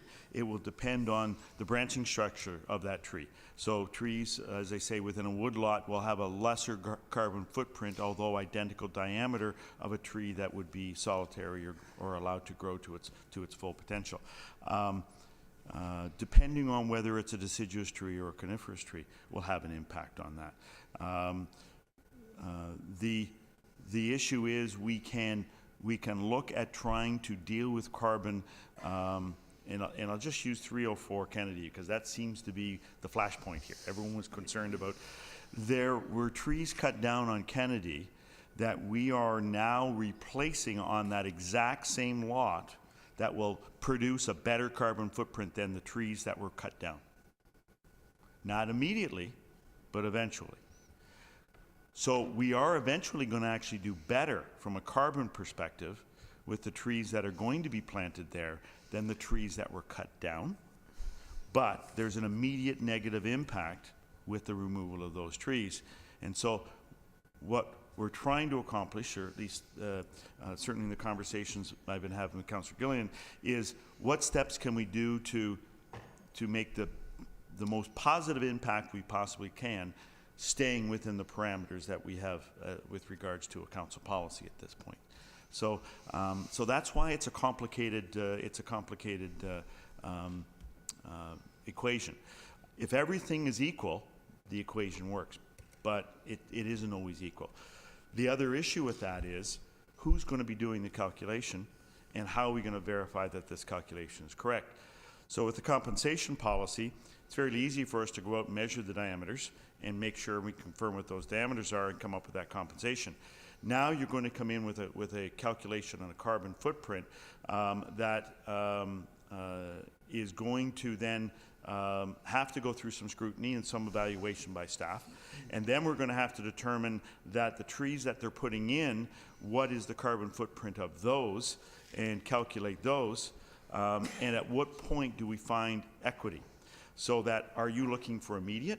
So that if you are losing X number of carbon immediately, do you want that back immediately? Because 5 years from now, those trees that you planted are going to exceed what you cut down.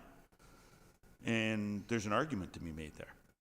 So the concern is, are we doing better with our compensation, and what steps can we take is really where the question lies. Councillor? When we're talking about, say we go simply with diameter replacement, but we know which species, or you might know which species would be the best for carbon capture and CO2 capture. So could we, if we're talking about diameter replacement, could we also say, could we give a list of trees that the town of Aurora accepts as replacement trees? Mr. Downey? Through you, Mr. Chair, we already do that. So we've already provided that list. The issue is, how do you evaluate that list? So do you only want us to look at trees that maximize our carbon footprint? And if that's the case, it gets away from diversity, and that's something we're very interested in. So we want to make sure that we maintain our diversity. And so if we want to maintain our diversity, are we willing to give up some carbon in order to make that happen? And so that's part of the discussion, part of the equation as well. So if we are only interested in a maximum carbon replacement, we're going to be planting the same tree over and over and over again. We're going to get whatever tree is going to give us our maximum carbon, and that's the tree we're going to plant. And that isn't, I believe, what you're trying to suggest, or I would recommend. We want some diversity, regardless of whether or not we are maximizing our carbon footprint. Councillor? I can't get feedback on what you said because I think the councillor is talking to the other councillor. But it certainly would be more than one tree. We could have, there are probably many trees within a range that would replace that, what we've lost. So there would be some diversity. I mean, it would be nice to know, A, can we mandate that, and B, how many trees are we talking about? How many different kinds of trees are we talking about that would serve the purpose of being appropriate for replacement of the tree that's there, and capturing the carbon or the CO2 of the tree that is there. I think what's going to happen is people are going to just cut down less trees because will become a nuisance to go through all of this with the town, which would be my hope, that we could leave those trees in place, because replanting a tree, especially a larger tree, can be problematic. Well, I would like to know what our options are with the kind of trees and the number of trees that we could choose to list in our policy.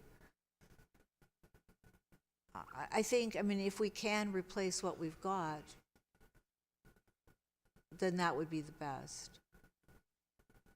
for the work that tree does for us. It would be a good idea to replace a tree that can work as hard and work as hard for the environment as what's getting cut down.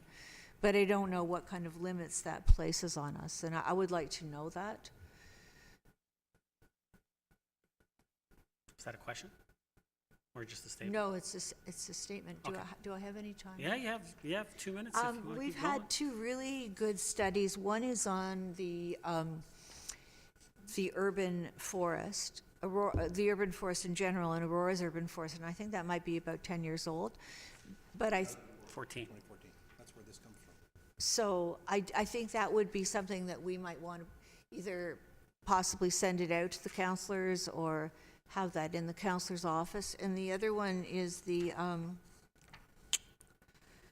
don't know, it's a mouthful. It's something like the economic value of natural capital assets, which was done by Jim Kyle, partly by Jim Kyle. Those are two really important studies, and they're just somewhere. Councillor Gilland has found the first one. But they would be important for us as councillors to read. They weren't that important, or they didn't seem that important at the time, but they're seeming pretty important to me right now. So for us to be able to access them somehow, I don't know, Mr. Waters, Mr. Downey. Mr. Downey? You, Mr. Chair, I have a copy of that, of their urban forestry report. So that I can send to you electronically. Fortunately, I don't have Mr. Kyle's study on the value of natural environment. I recall him doing it, but I never did get a copy of that study. So Thank you. I have a copy, so I could give it to you. Councillor, if you could put it in the councillor's office, maybe?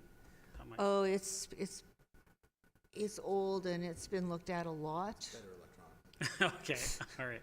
Fair enough. Fair enough. Is that all? Okay, thank you. Councillor Kim? Thank you, Mr. Mayor.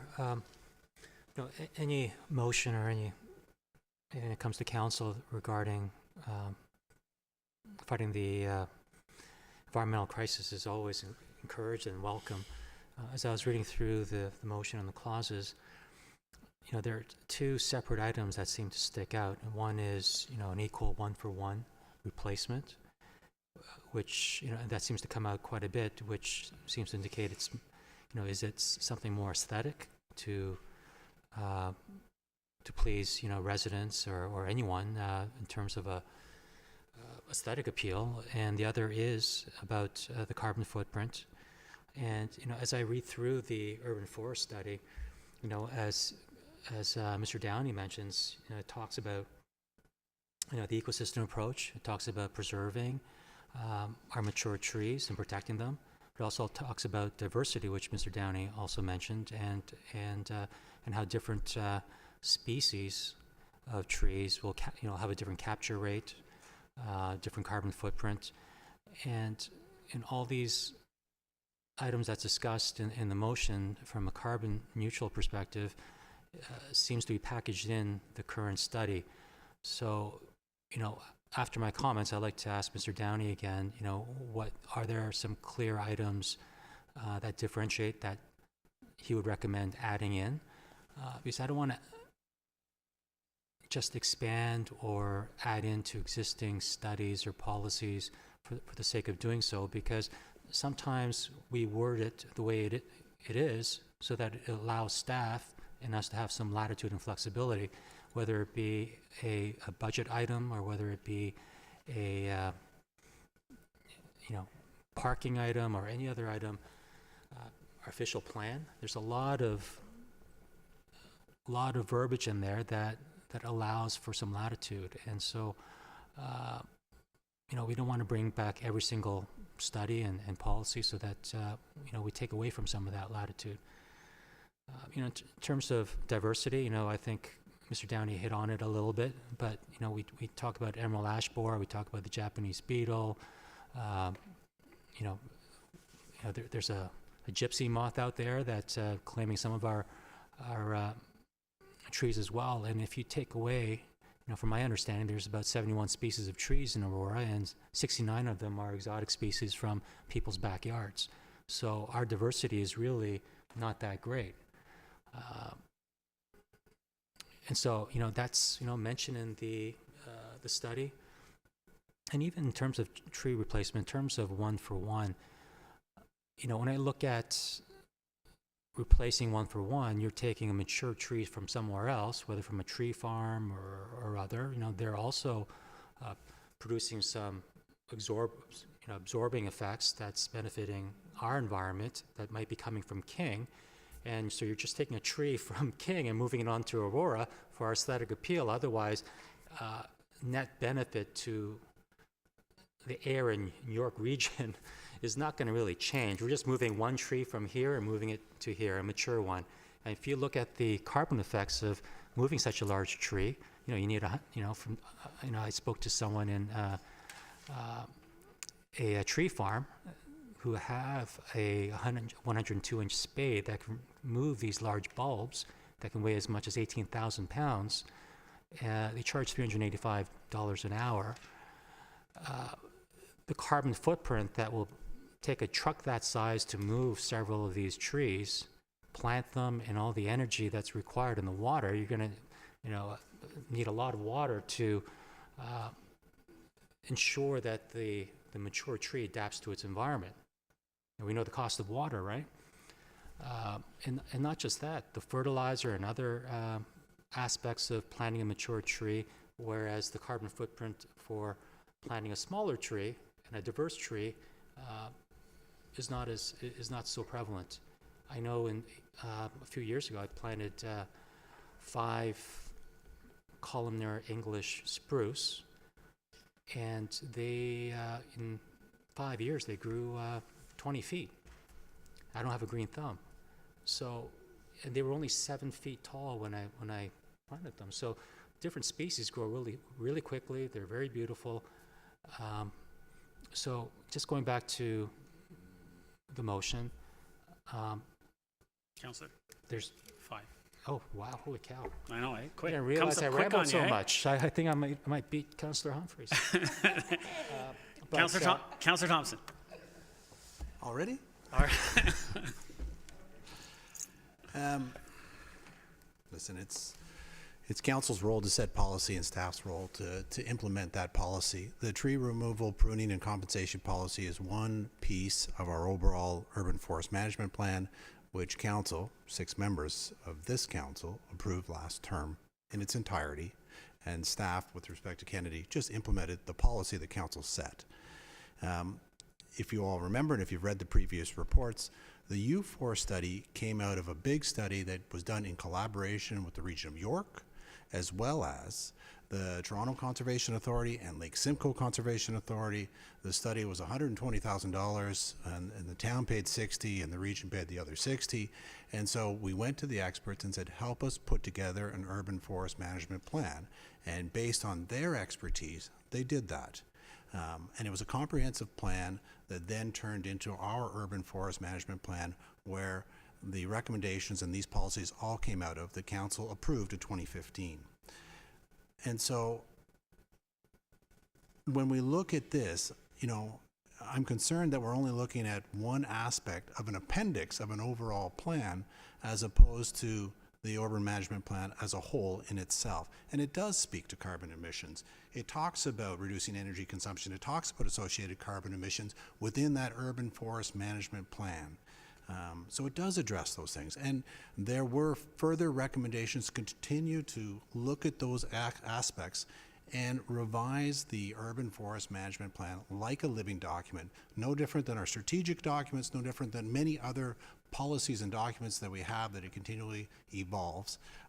There were recommendations about working groups and staying in contact with other municipalities, and can continue to do it, because really, as we've said many times, when it comes to the environment and carbon, there are really no borders. You need to work with your neighbors as well. And so what concerns me is that some aspects of the motion in front of us ask for specific things that run counter to the overall urban forest management plan. For example, it talks about, maximizing species based on carbon, and yet the overall plan talks about no species representing more than 5% of the population, because there's some diversity aspects in it. And so, I don't think you can do one little piece without addressing the whole policy as a whole. If you want to revisit it, then let's start from the beginning.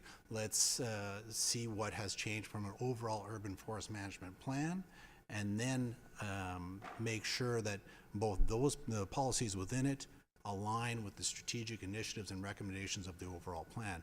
I don't see changing one aspect without looking at the overall view that's being presented in it. And furthermore, I think that if we're going to go down this road, then go back to the experts. Get them involved again and see what best practices are. There's certainly lots out there, and I would assume that Lake Simcoe, Toronto Region Conservation would probably be more up to date, or at least more aware of best practices and what to do with regards to an overall urban forest management plan. So, those are my initial thoughts, but I do agree. I wouldn't say our plan is out of date. I think it's still very much relevant, and it's meant to always continue to refine and address those issues that continue to come up. And so I guess through you to Mr. Downey, with respect to the urban forest management plan, is there a mechanism or a process in-house where staff continually look at it and revise it to ensure that it's addressing either current issues or omissions within the plan? Mr. Downey? Through you, Mr. Mayor, yes, there is. We are always evaluating it, and we're happy to bring recommendations forward when we feel that an overall change that requires council approval be brought forward. But generally, we administer the plan to the best of our ability, evaluating what we feel is the best method of dealing with that compensation without getting into specific detail on each and every situation, because they're all unique. Councillor? Thank you. And as a follow-up question, Kennedy Street was mentioned in the property there and the issues. Regardless of whether this motion passes or not, will that property make those adjustments as you have suggested? Mr. Downey?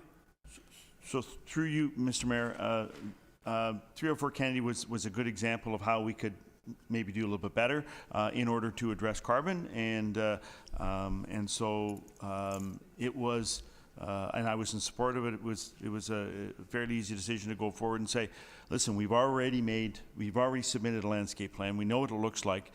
We're wondering whether or not we could look at some increased sizes, and they were quick to say yes. So it really wasn't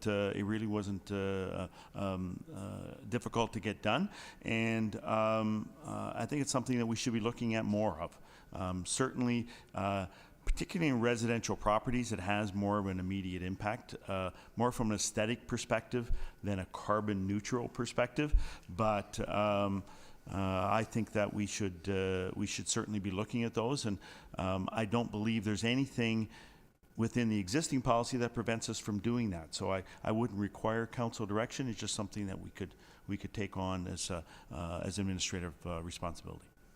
Thank you. Councillor? Thank you. Councillor Gallo? Thank you. Just along the lines of compensation policy and the recommendation to immediately amend it, just listening to Councillor Mr. Downey, how if this moves forward, would it change the compensation policy directly related to carbon loading and CO2, how would it change our compensation policy? If another application comes forward, would we now implement a different set of guidelines if this was to pass? Mr. Downey? Through you, Mr. Mayor, we would look at the compensation differently, because theoretically the question should be and should come to us, okay, so what impact or what have you done in order to mitigate the carbon effect? And so we should be able to answer that question.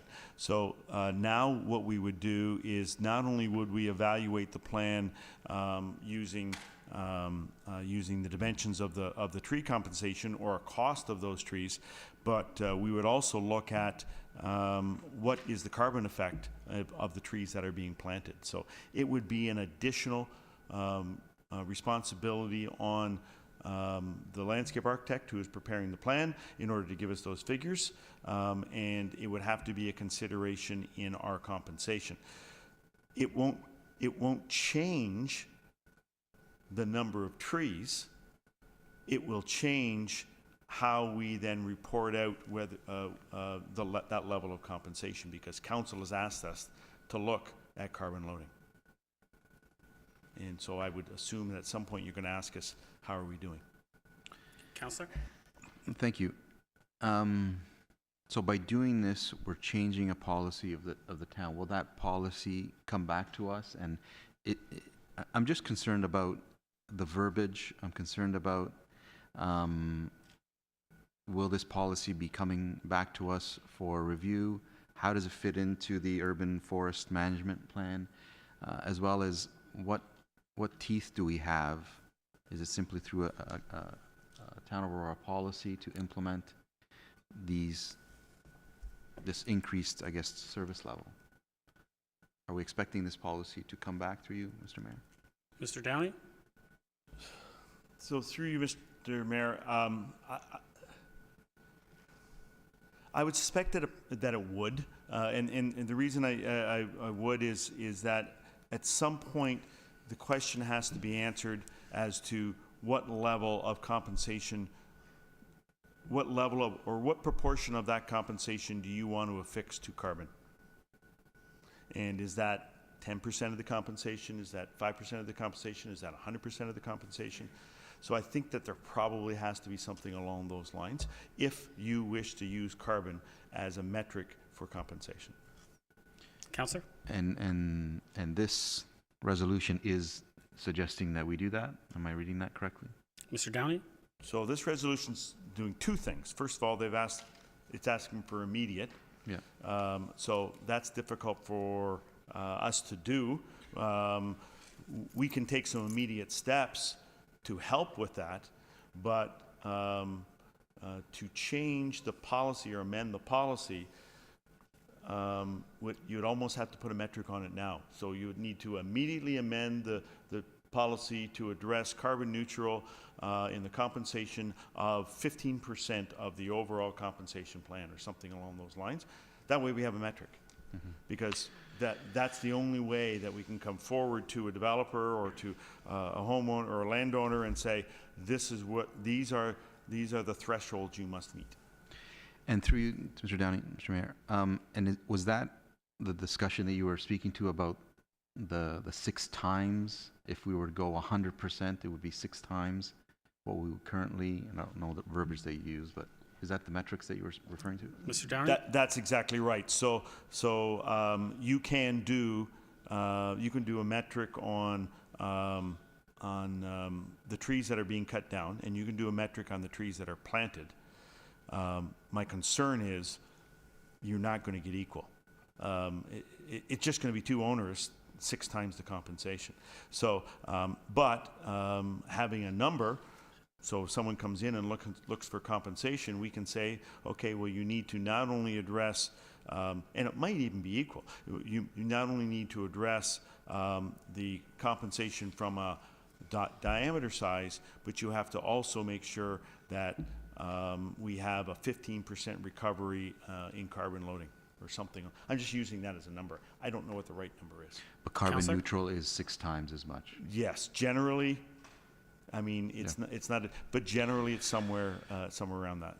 So, I Counselor? mean, I guess I appreciate all the work that's been done. It looks like a little more could be done. I haven't seen the urban forest, and 5 of you, by the way, not 6. Yeah, not 6. Yeah. I'd love to review that, and it seemed like it was very thorough.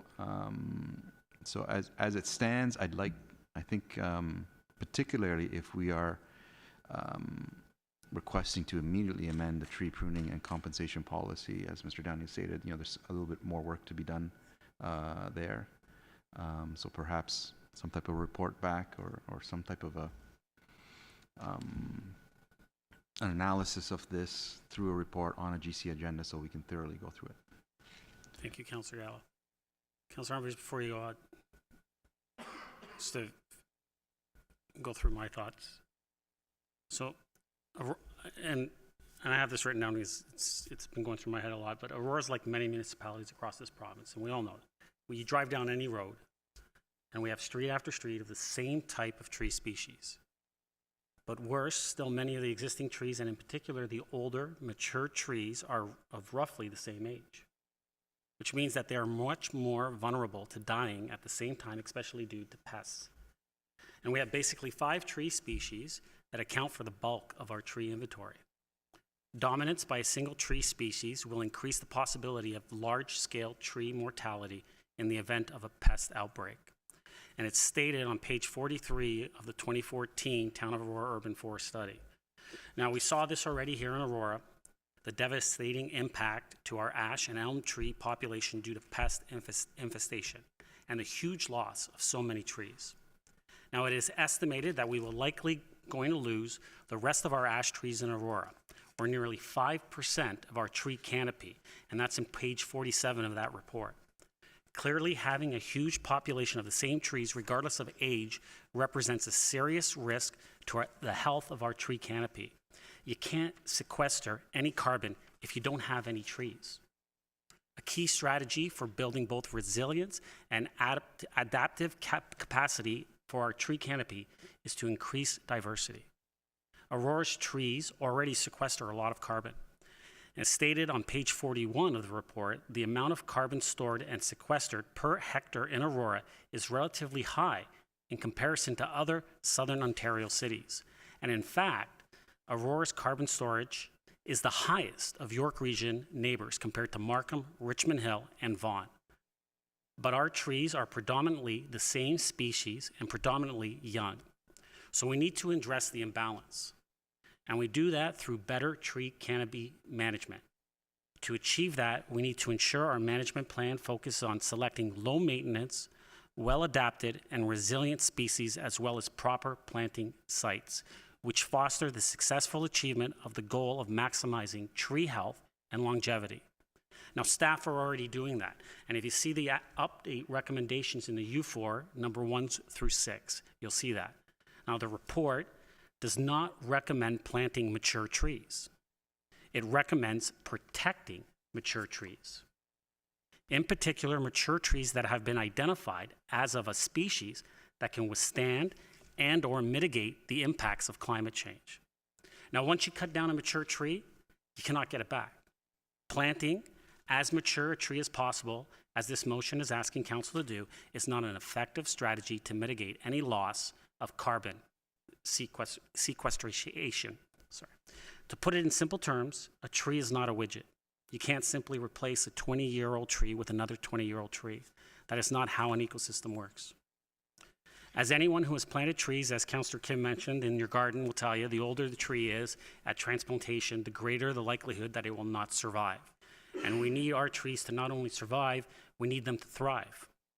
And as noted in the 2014 report as well, Appendix F, a key objective to addressing the dominance of younger trees in our tree canopy is to employ a strategy to ensure an uneven or multi-aged tree canopy. If we want to combat climate change effectively, our focus should not be on replacing mature trees with mature trees. The best way to ensure long-term viability and health of our tree canopy and increase its current and future ability to combat climate change is to have a greater degree of biodiversity and a multi-layer, multi-heights, and multi-aged tree canopy. Now, staff have been working towards this goal for the past 5 years. And if you can see those in the updates on that U4 recommendations, numbers 3, number 5, and number 7. Now, with respect to protecting more mature trees specifically, we have recently updated our tree bylaw last term to specifically address protecting trees that are 20 centimeter in diameter at breast height, for example, but we can do more. Protecting and preserving our mature trees species and ensuring the protection and effective stewardship of trees that are 7 to 15 centimeters or greater in diameter at breast height and that are of a variety identified as better able to handle climate change impacts such as drought, floods, and pest infestations is the best strategy for increasing the percentage of mature trees in our tree canopy now and in the future, and enhance our ability to sequester greater amounts of carbon in the future. Similarly, the age or size of a tree is only one part of the puzzle. Shrubs also sequester carbon, and they are also under stress from climate change and may in fact be more vulnerable to pests or may be out-competed by invasive plants. Now, we've already seen that with the highly invasive mustard weed in Aurora. That is why an ecosystem approach looks at the whole system, not one tree in isolation. Because the full potential impact of climate change on our trees is not known, it was recommended that we forge research partnerships and exchange with leading academic institutions to ensure we have the best information available to us. And our town staff have done just that. As you can see, if you read the U4 update once again, the recommendations 11, 14, and 17. In considering this motion and upon reading the 2014 report, the 2017 Regional State of the Forest report, and the 2019 U4 recommendations update, it seems clear to me that contrary to the assertions in the motion, the most effective way to increase our balance of mature trees is to protect the ones that we already have. In fact, in Chapter 5, page 43 of the report, it stated that the protection and stewardship of existing trees is the most effective means of achieving greater tree cover and leaf areas. It is estimated that the annual mortality rate of Aurora's trees is between 2 and 6%, and that's in page 12. That means thousands of trees die every year. So we will need to plant 25 to 70,000 trees to just maintain our current tree canopy. Many mature trees are on private property. We need to assist our residents to be better informed about how to care for their trees. Watering and mulching, for example, is vital to ensuring that the trees on their property thrive. Now, to manage the threats to our tree canopy, we need trees that are of a good variety of sizes, diverse, and that can withstand climate change. Focusing on the age of a tree and its volume carbon misses the point entirely. Now, staff have taken an integrated ecosystem approach to managing our tree canopy, and an approach that I can support. A multi-age, multi-layered, biodiverse tree canopy is vital to the long-term viability of Aurora's trees. And as this motion either conflicts with the recommendations of the U4 report and or requests staff action for work already done or underway, as outlined in the 2019 U4 recommendations update, I will not be supporting it as it's presented. Councillor Humphreys, second.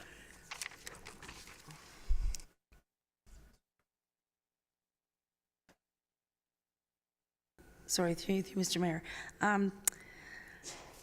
It's a hard act to follow. I just wanted to, you covered most of everything, but anyways, just a question. In the U4 recommendation, again, this is just because it was all near and dear to our hearts here. There is item number 5, which does talk about establish a diverse tree population which no species represents more than 5% and so on. What I want to say is that I think there's great intentions for this. However, I think we've got a really large plan, tree protection policy and plan, that we need to understand what the impact of this is to that. So I think we need to I don't know. I can't even finish my thought. There was a lot to listen to hear, Mr. Mayor.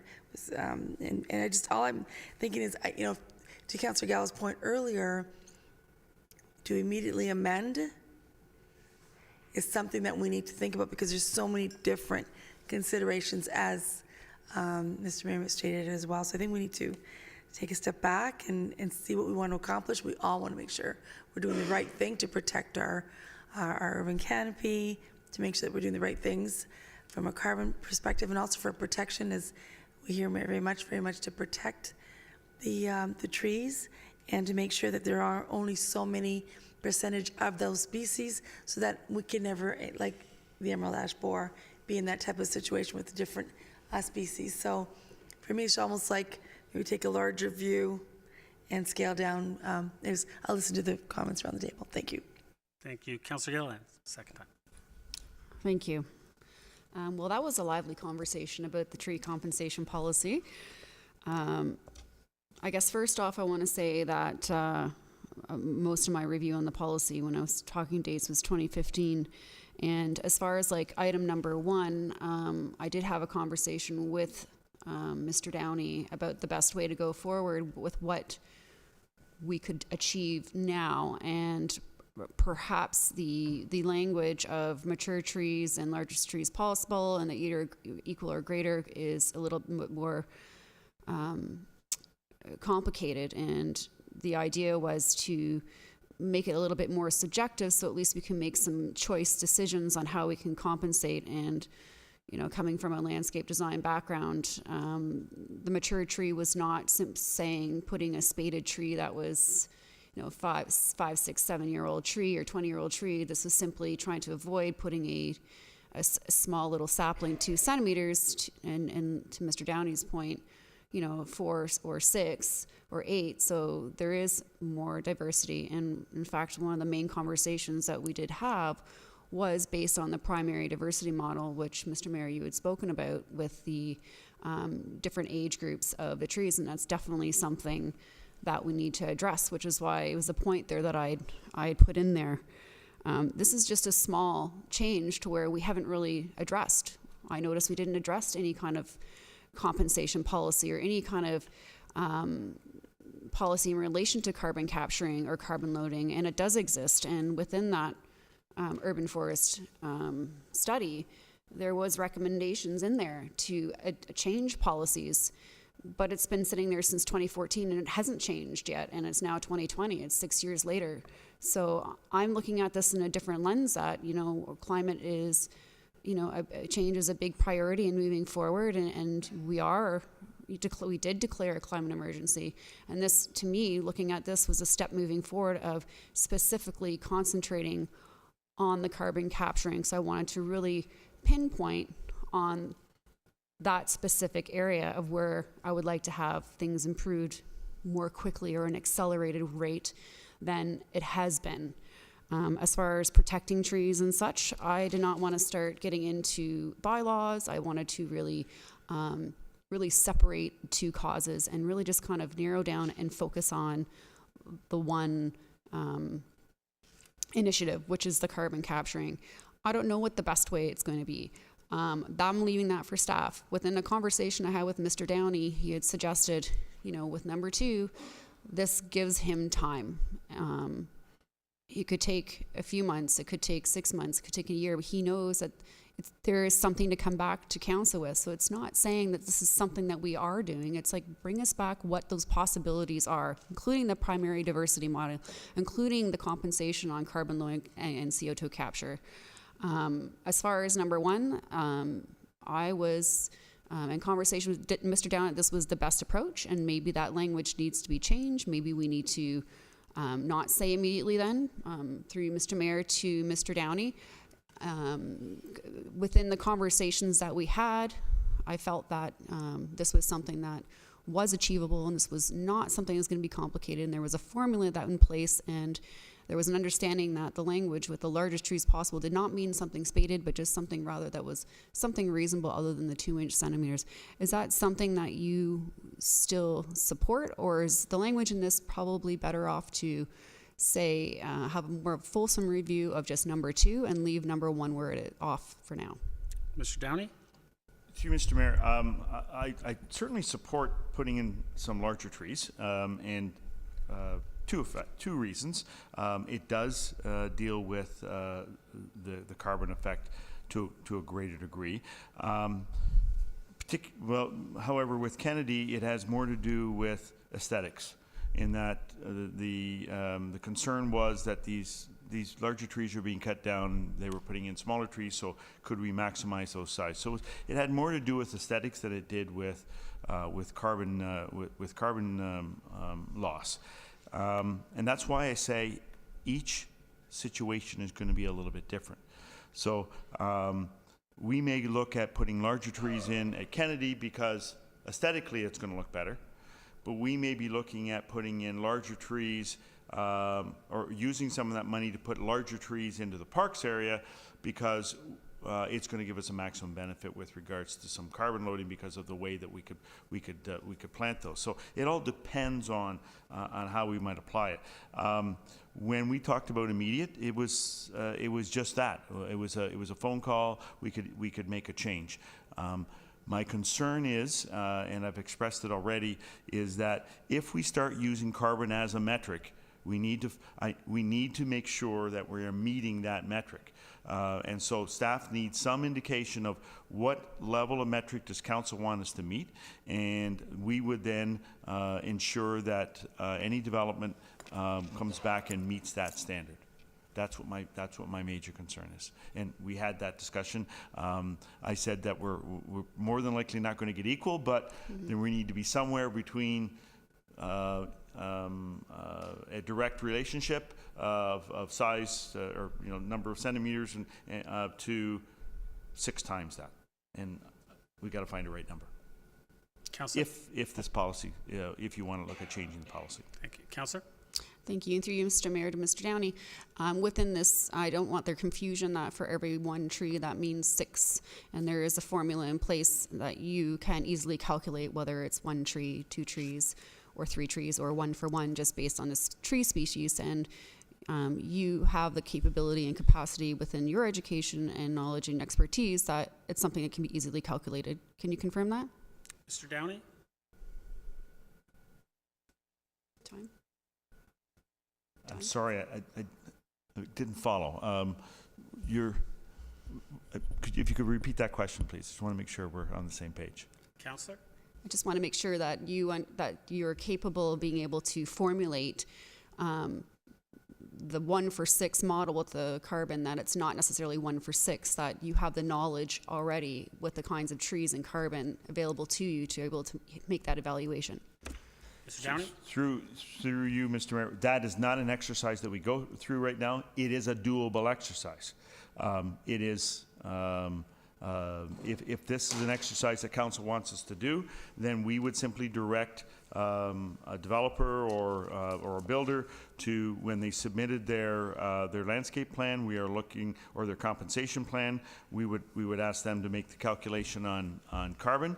And then when they submitted their landscape plan as part of that compensation, we'd also ask them to submit their numbers on carbon. And we would then make sure that there was that they met their compensation requirements in accordance with that policy. So it's a doable exercise. It is doable. It is not something that staff would be doing. It would be something that we would be imposing on the developer or the homeowner. Thank you. Councillor? Thank you, through you, Mr. Mayor. And just having some further discussions, and perhaps there is a little bit of miscommunication within the 2 meetings that we had, that perhaps we're not ready for number 1 based on what I've heard around the table. So I'd like to remove number 1 and just leave number 2 on the board to have staff conduct a review, so at least report back on what the carbon loading and compensation packaging could look like, and also consideration for that primary diversity model that Mr. Mayor was talking about as well, and which that report does suggest.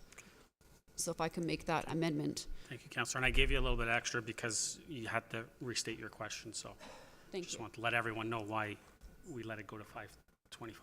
Thank you. Mr. Clerk, do we remove it or do we vote on it?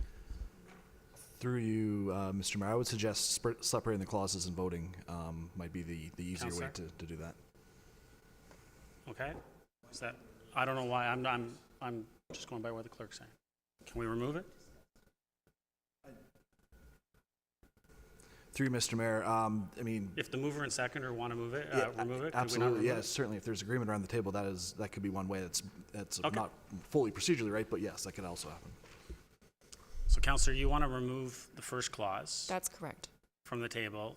Counselor Gardner, are you okay with that? Yes?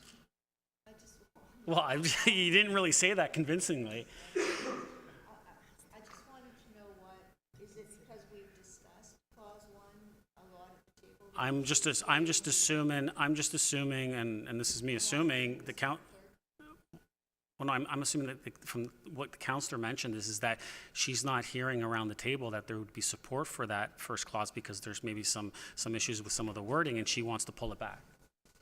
So that's what my understanding is. I understand that, but it seems to me, and maybe mistaken, that once we've discussed an idea sufficiently that's on the agenda, that we have to vote on it. Well, I think that's what Mr. Clerk was kind of saying. It's the proper procedurally Yes, way to do it. I would We've like already to do discussed that. that if it was to be removed, it should have been removed at the beginning.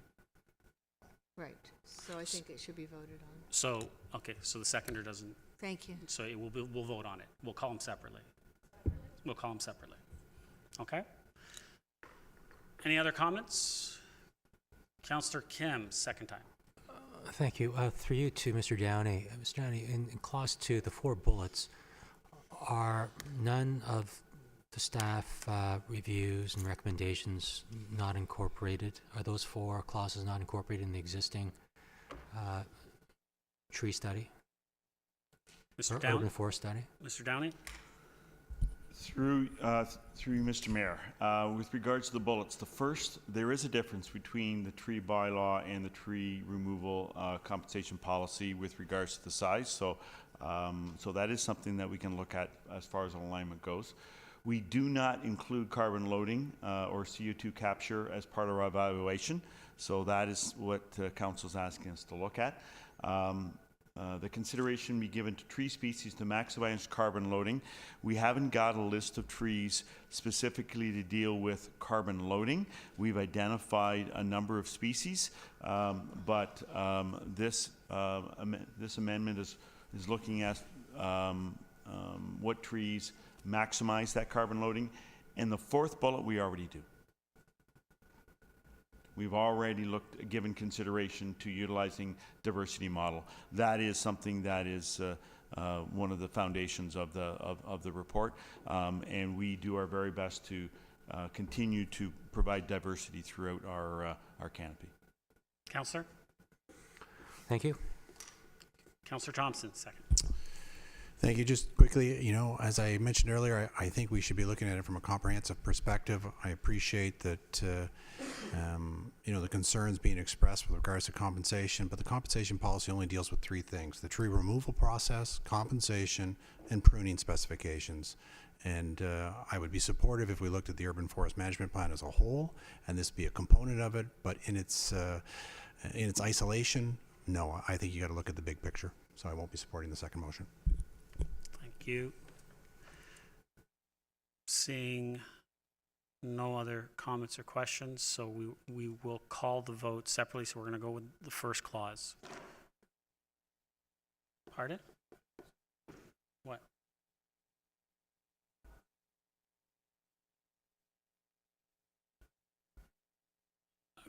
Calling the vote on the first clause.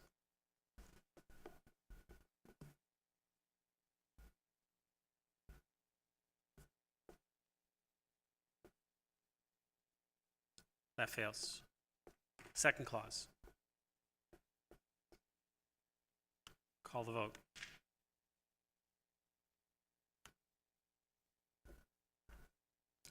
It's on our little screen. It's coming up on the big screen right now.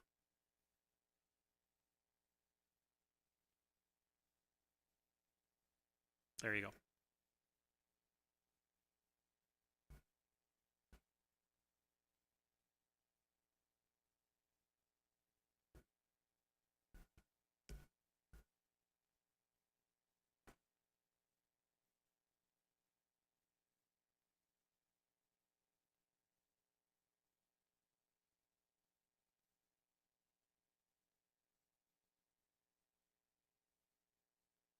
that fails as well. So council, I'm going to take a health break right now. 10 minutes. And then we will come back. We have another motion to deal with, regional report, and new business. No PSAs.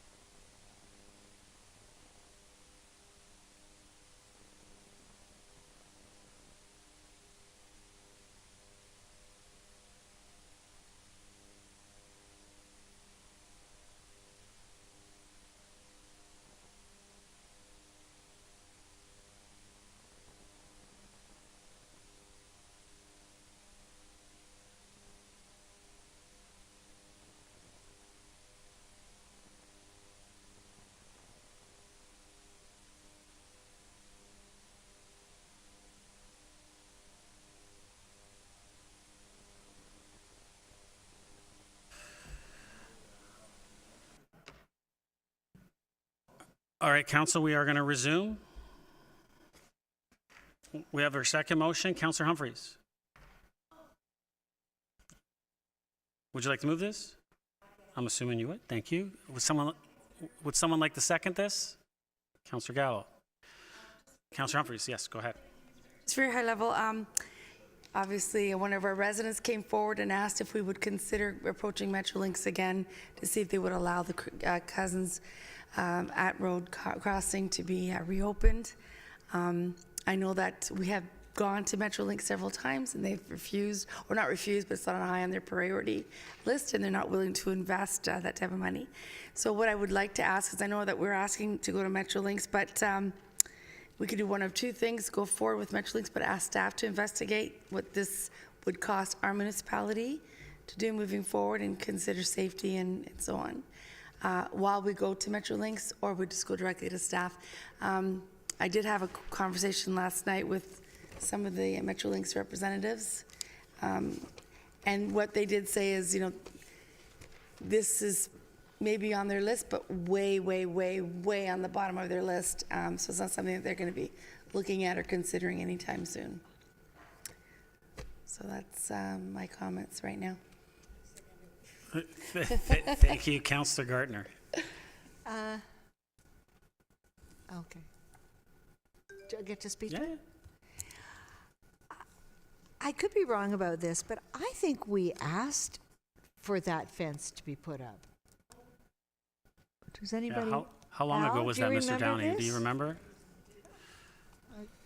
Through you, Mr. Mayor, yes, we asked for it. And in fact, council allocated funds, and we got an approved budget. However, Metrolinx would not allow an at-grade crossing at Cousins. Do you know the year of that? No, but I saw the email not too long ago. Okay. So I apologize. No, I don't. I would say it's probably 3 or 4 years ago. So we could just cut a hole in the fence? Pardon? We could just cut a hole in the fence? They will Mr. not Downey? permit it. They said no to an at-grade crossing, even though council had allocated funds for us to approach Metrolinx and start the works. Councillor?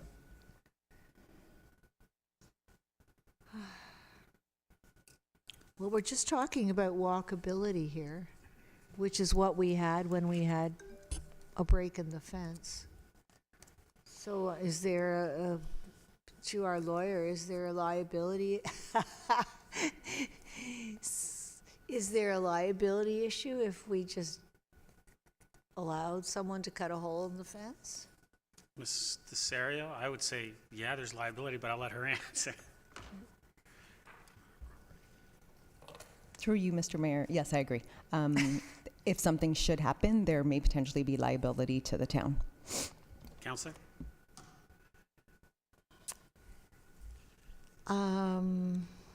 Well, we have a problem then. As you said, when Mr. Warenberg was here, we've been through it over and over and over. So it doesn't look like there is a solution. I'd say unless we pay for it. And assume the liability.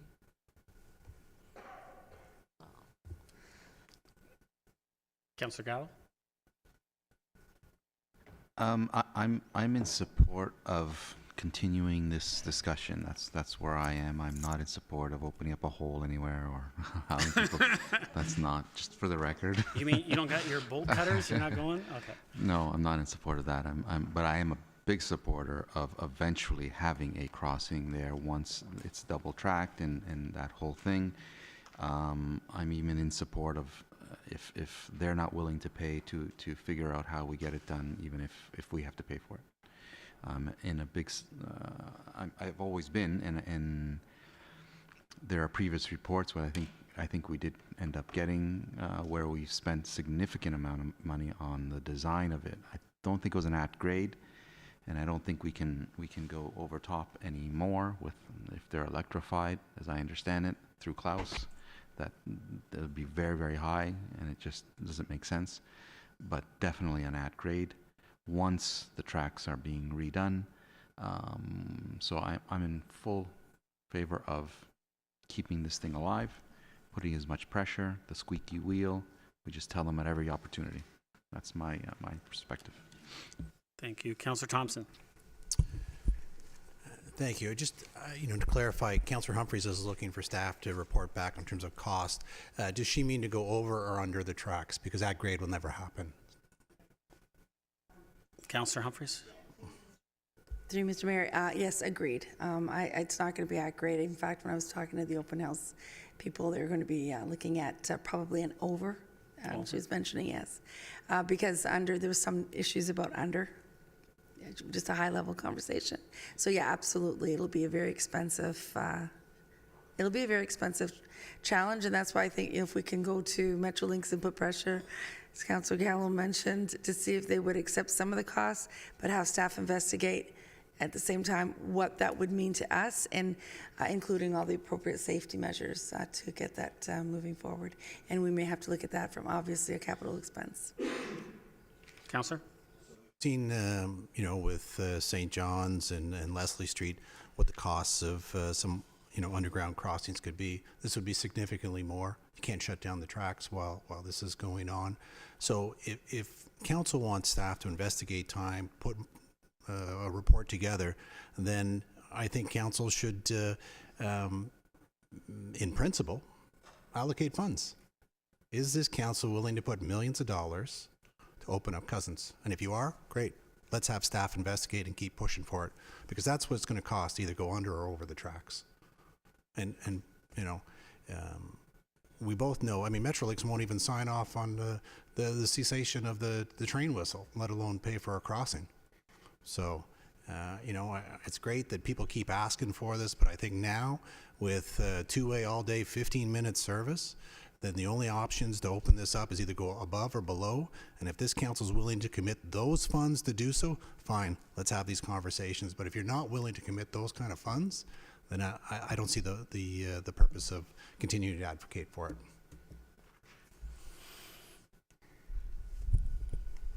Councillor Humphreys, second. Okay, just to wrap it up, I'm willing to invest those capital funds. I do believe it allows the walkability in our community on that to go continue on across town. It's a blockade in terms of, shouldn't say that right now, but in terms of can't get through it to continue to do walking or biking in the most direct way. So I'd like to look at that and understand what that means. And if staff wouldn't mind preparing a report to let us know what that entails, and at that point we can decide, once we understand that, if we believe as a council that we're willing to move forward, and if not, we'll know at that point. Thank you, Councillor. Councillor Gallo. I wasn't able to go to the meeting. Maybe someone can advise what the intent is at Englehart. Is it an at grade? Is it what is the stay intent? as it currently is. It wouldn't change. So at grade. So at grade crossing for motor vehicles is possible. We're saying at grade crossing for pedestrian traffic is not possible.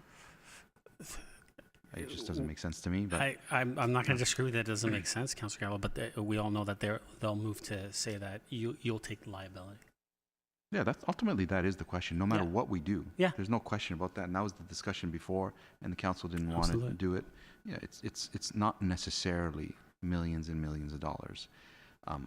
I think the best way is an underpass under it, but that doesn't mean we have to do that. And there are examples in Newmarket of at-grade separation. So it's possible without spending millions and millions of dollars, even though I'm fully in support of exploring that, even if it does have that kind of capital attached to it. So that's where I sit. Thank you. So I'm reading this and I'm looking at it in front of me, and I don't see anywhere where it says it says for staff to come back with an updated report. But unless I'm wrong, what I'm reading out of this motion, and I don't know who's going to take care of this with this. Mr. CEO, would you take care of this, or?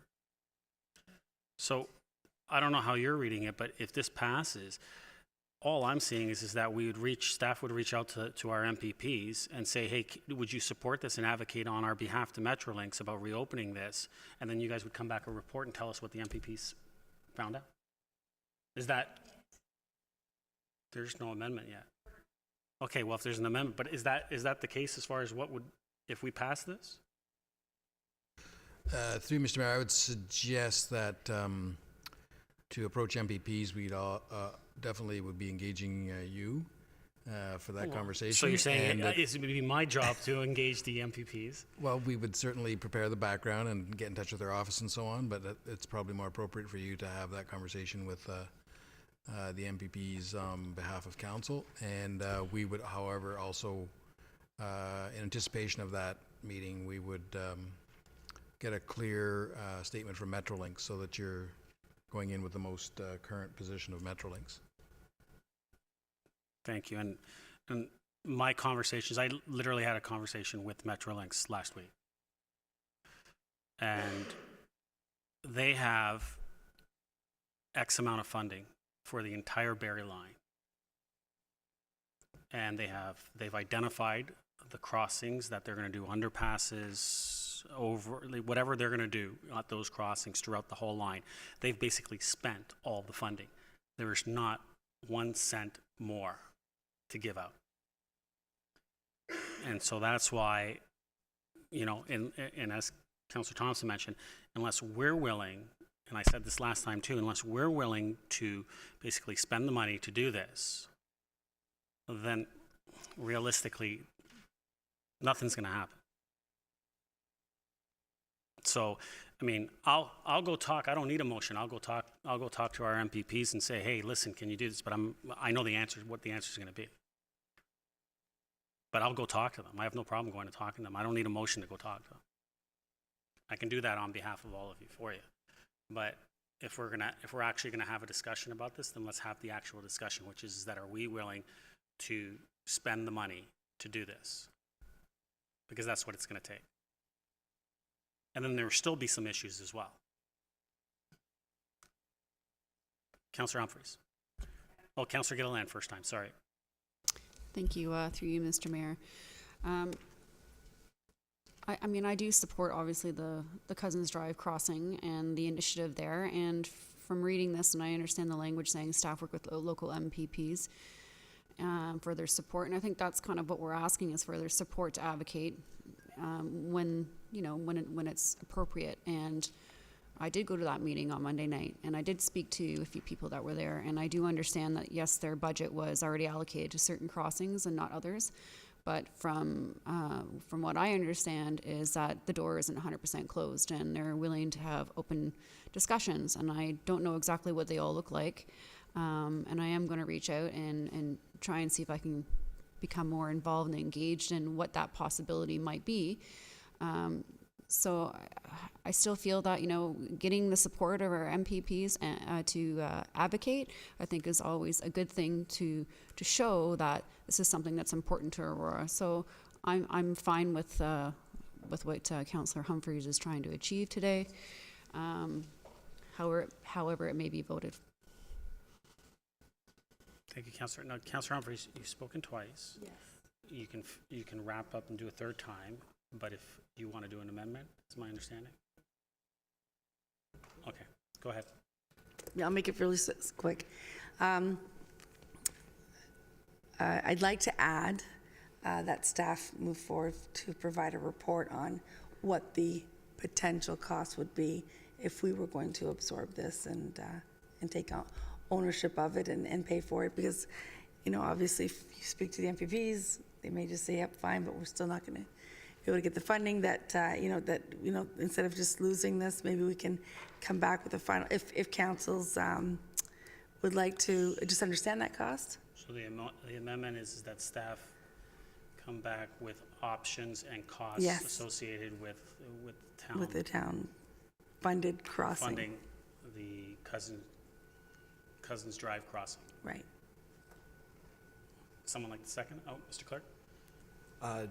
Just to maybe clarify, could we just add it on the end that staff Yes. report back by the end of Yes. April, including a estimate of the cost should we undertake the project ourselves? Perfect. So is that Councillor Gallo, are you okay with that as a friendly amendment? Well, I'd say all options. I would throw in all options. Is April possible, Mr. Waters? No. Through you, Mr. Mayor, I would suggest by the end of April, 2020 be revised to a future GC meeting. Future GC and But- give you enough sufficient Yes, time because, we're not sure on the timing? Is that fine? It's fine. We're not sure, and these are cost estimates, so we're going to have to reach out, and we may have to consult with Metro. We'll probably consult with Metrolinx, and there's some time involved in that process. Okay. Councillor Gallo, you okay with that as well? So we'll make that all a friendly amendment? Okay, so let's see what it looks like on the screen. Okay. And then we'll vote on it.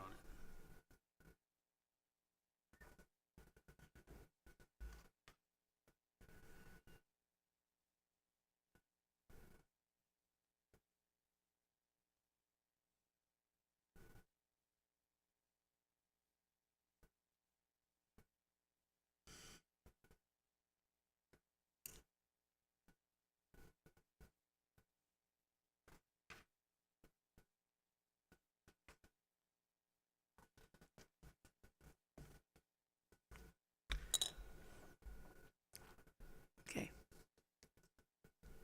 Staff provide an updated report to a future GC meeting, including estimate of all costs should the town undertake the project.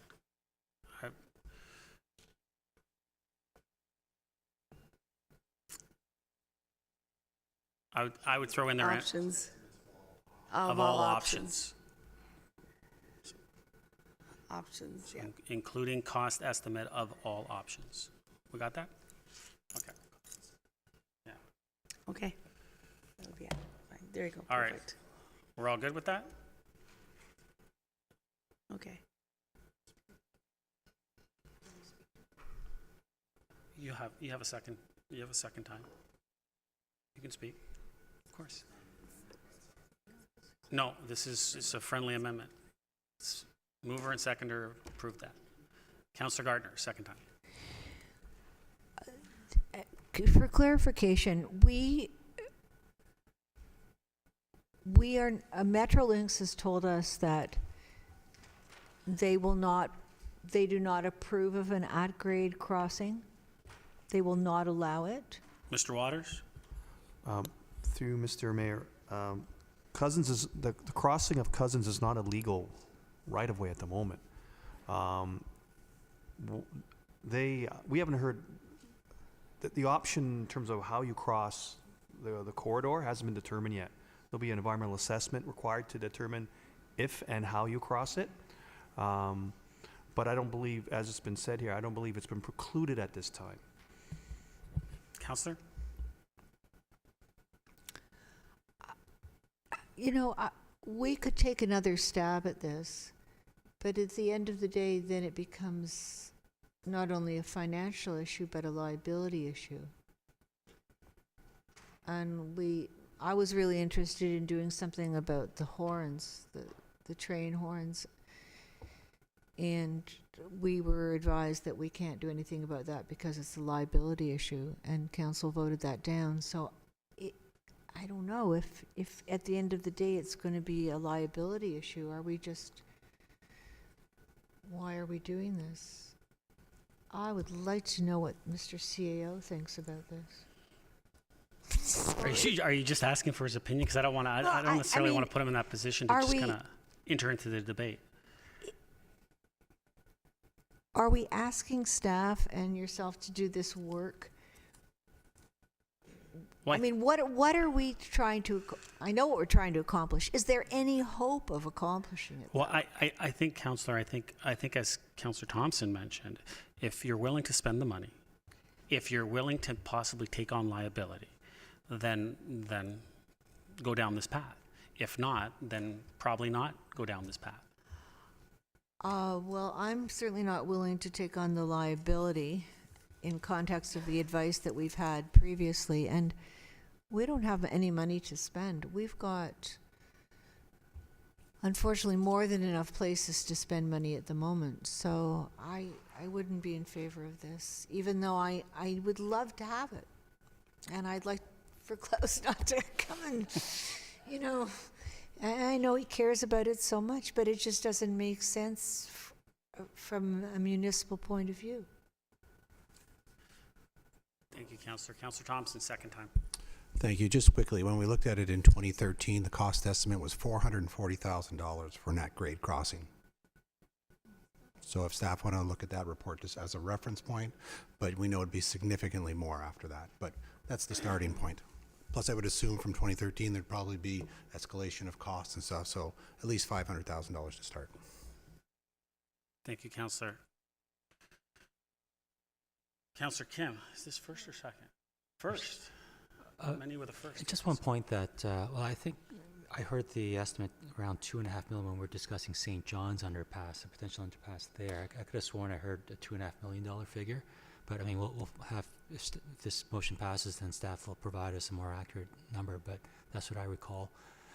In terms of liability, if there is an underpass built and we're willing to put in the money for it, as the amendment may suggest, then that, you know, the liability would only come into play if we tell Metrolinx to stop clanking their horns, because mitigations would be in place and there's an underpass with a proper way for pedestrians to go, and so I'm not sure if liability would come into play there. I think the liability would come into play if it was at grade crossing. That's where it would come in. Thank you.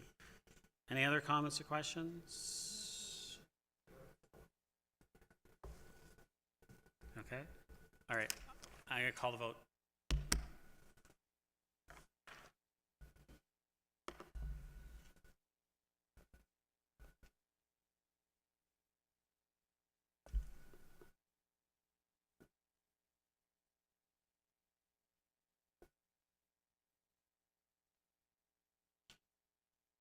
That carries.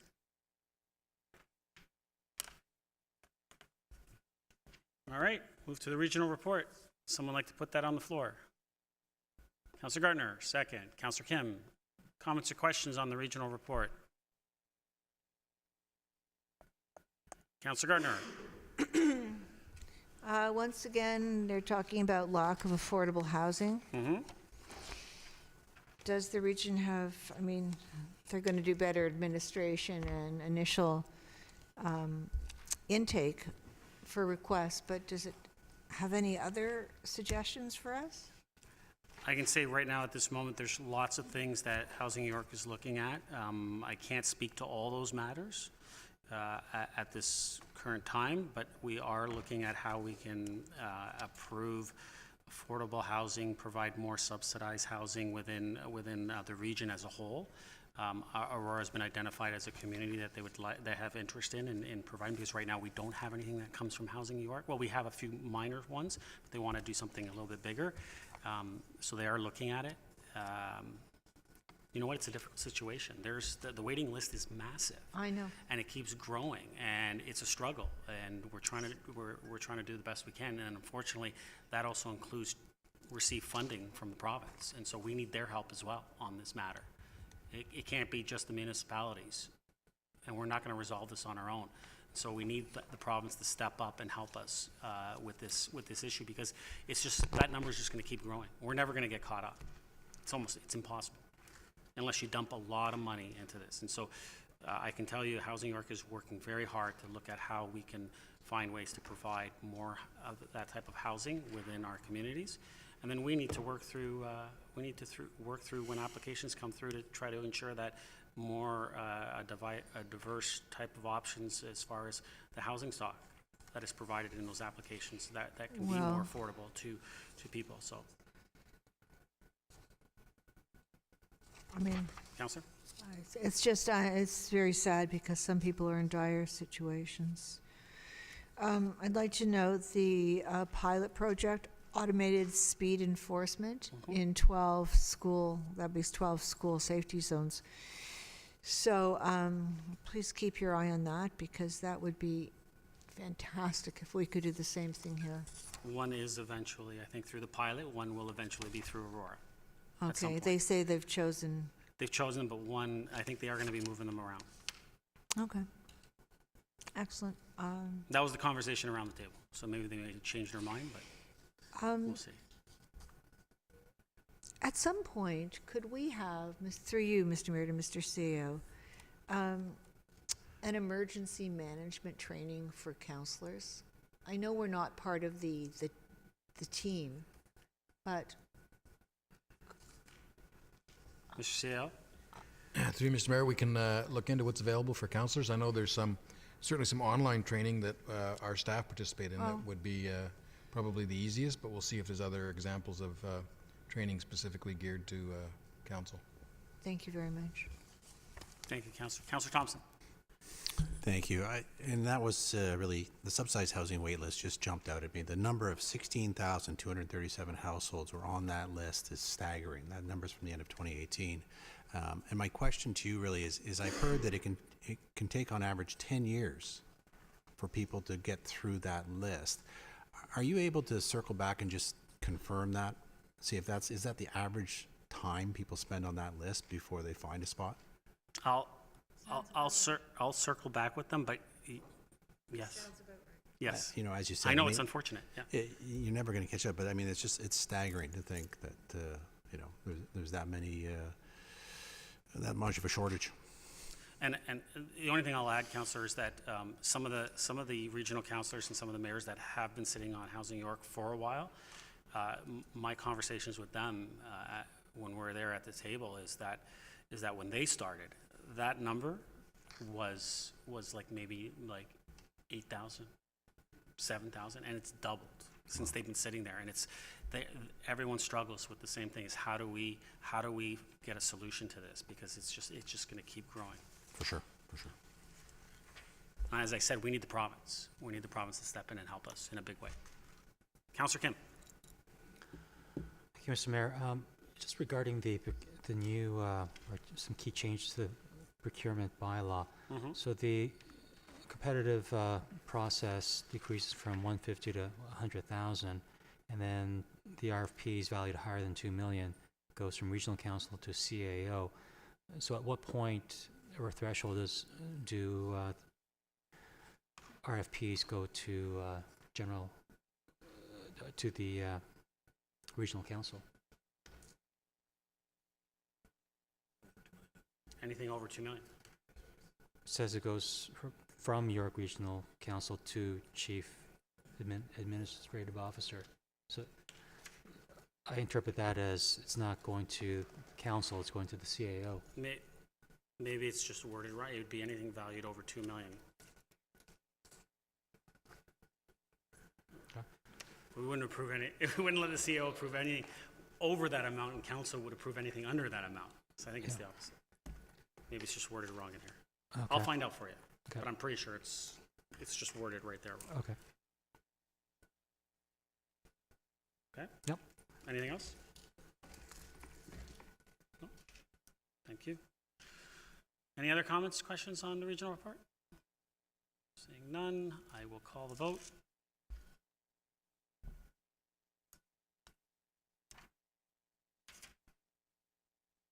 That carries. New business. Start to my right. Councillor Gilliland. Through you, Mr. Mayor.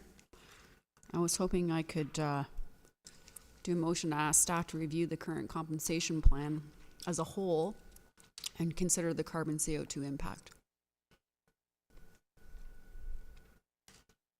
What are you, sorry, say that again? I didn't get that.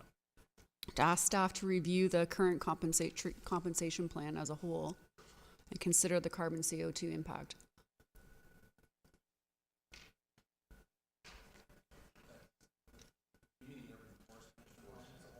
Pardon me? That would be a reconsideration in essence, I think, if you left it worded that way. The urban forest? And I'm getting the clerk here saying it should be a motion.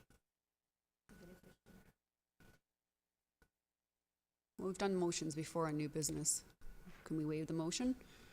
But Waive the procedural bylaw and get this at least being under review? well, I mean, if council wants to waive it, that's up to council as a whole. But I mean, the procedural bylaw states do substantial motions under new business that are not allowed. And so, I mean, I'm seeing nods on the head that would be a substantial, and we would have a long conversation on that one as well, maybe. And so I don't know. I would suggest that you might want to bring it forward as a notice of motion. It might be the cleaner way of doing it. But if, I mean, I'm at the will of council at this table. If you guys want to waive procedure and allow it, then by all means. It's up to you guys. Councillor Gardner? So much discussion in general, and the urban forest study was mentioned many times. So I think it would be appropriate to just add it to, I notice a motion. no, No? just to do it. I mean, we discussed it. I don't know how long we discussed it for. Councillor Gallo?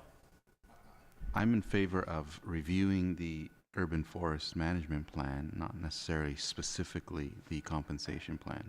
I think that has been discussed, and I think that's appropriate, and staff have already said, let's, you know. And yeah. I think I that- thought that's what you were getting to. Yeah. And I think that if we did if what you wanted to put forward, Councillor, if it was a review, that staff review the urban forest study and bring back a report with recommendations moving forward, I think that might be appropriate. It's not as substantial. There's been some conversation around the table, so that might be okay. Yeah. I would allow that. I wouldn't see that as substantive. So is everyone, are you okay with that?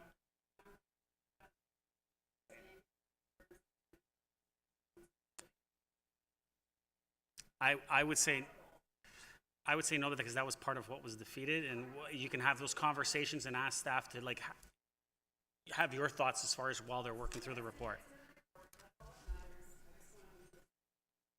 I'm happy with that amendment, what you're suggesting. So if that's what's going to take to move this forward, I'm happy with that. To review the urban forest study and come back to council. Yeah, can we put it up here?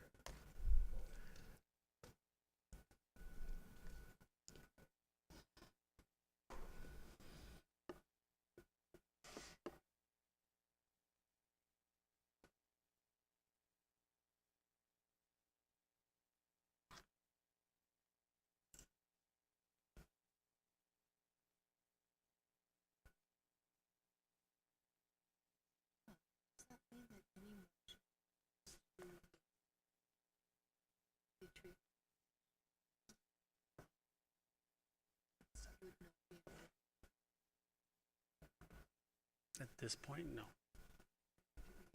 I would say notice of motion at this point. Huh? If it's not a reconsideration, we would have to look into it. Okay, that staff be directed to review the urban forest management plan and bring a report back to council. Councillor Gilliland, you okay with that? Second by Councillor Gardner? No.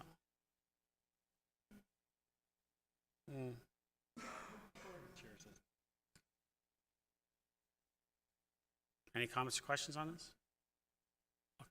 Councillor Gallo. I just want to make sure staff is okay with this direction, and obviously they've heard the discussion and that we're moving in the right direction. Mr. Downey? Through you, Mr. Mayor, I will take this direction, discuss it with staff. I don't know what that, what the level of review that we can do in-house, because I'm assuming that's what you're looking at. If you are asking us to engage the partners that we did previously, we are looking at a larger review and more than likely a capital budget request. Councillor Gallo? So how are we going to determine that? We need to determine that now. I guess we'll get a report back that says that we need to go outside. That's fine. That's fine. Councillor Gardner? Couldn't we just have a motion to put, or maybe we don't need it, to put it on a council agenda and talk about it? To put what? No, you want to But have that's what this staff, will do. This will come back with a report. but it may say that they can't. Okay. But if that's the case, then we would have that discussion on whether we need to, if we're willing to spend funds to do something about it. Any other comments or questions? I'll report back to GC, the General Committee. Can we change that? Understood, right? Yes. That is report back to General Committee. Okay? That's what we're voting on.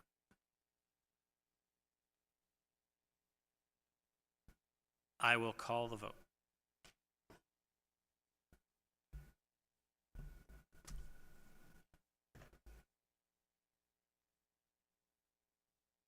That carries unanimously. Is that all for new business, Councillor Keller? I was wondering if I could ask through you, Mr. Mayor, to Mr. Downey about the town park skate park, and I know that there was some residents who were kind of upset, I guess, because they weren't able to take out the traditional hockey sticks and kick some pucks around. And I understand there's some challenges with the ice this year, and I'm just wondering if this is something that we're going to plan on doing down the road on a continual basis, having 2 ice rinks, so we can at least satisfy the traditional hockey pickup sport. Mr. Downey? So through you, Mr. Mayor. So thanks for giving the opportunity. I did send an email around to all the members of council with regards to our ice rink. We normally have 4. So we normally have one at Town Park, Nature Park, Ada Johnson Park, and Confederation Park. This year we were only able to build 2, one at Ada Johnson and one at Town. The concern that we had with Town Park was if hockey was going on, someone fires a puck and breaks the glass in those beautiful garage doors that we just put in, or people are sitting on the patio, that would cause us some concern. So the direction to staff was to establish that rink first, and if there was an opportunity, then establish a rink on the ball diamond. We have done that in the past, put a rink on the ball diamond, and that was our intent. We just did not have the weather for it, unfortunately. Councillor? So going forward next year, the direction will be the same. We'll be doing a ring or a leisure skating rink in the park, and we'll be doing a hockey rink on the ball diamond. Councillor? Thank you, through you, Mr. Mayor. So that's what I was looking for. I wanted to make sure that it was something that we were going to be planning every year, so at least we know there's going to be 2 skating rinks there for both purposes. Thank you. Thank you. Councillor Humphreys, new business. Councillor Kim, new business. Councillor Gardner. Thank you. I don't know exactly what to make of this. I just opened it. A resident email or sent me this. It's delivered by mail to her, and it's about Metropolitan Square. Okay. And I did miss some meetings. Did we discuss this in closed session? No, it's at LPAC currently. Are we hiring I legal? believe, what's the date that we possibly might have something where we would, March?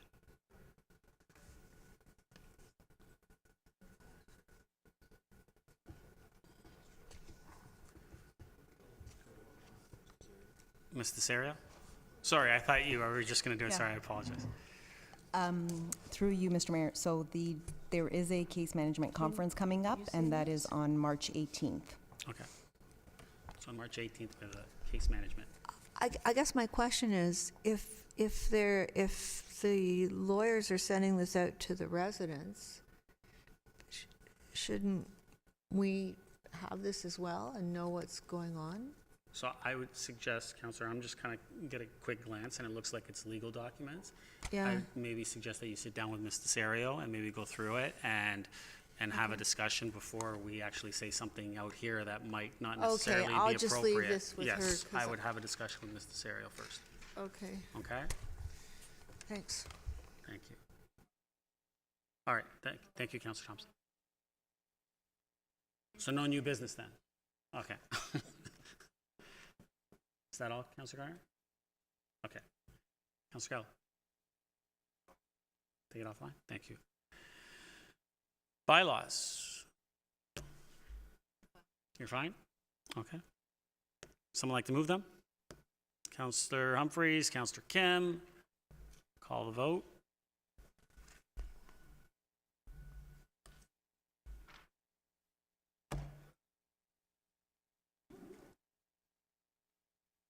That carries. Closed session, we do have notice that's been provided to us as per section 33C of the procedural bylaw. So just make everyone aware of that. And confirming bylaw. Someone like to move that? Councillor Gardner, Councillor Gallo. Call the vote.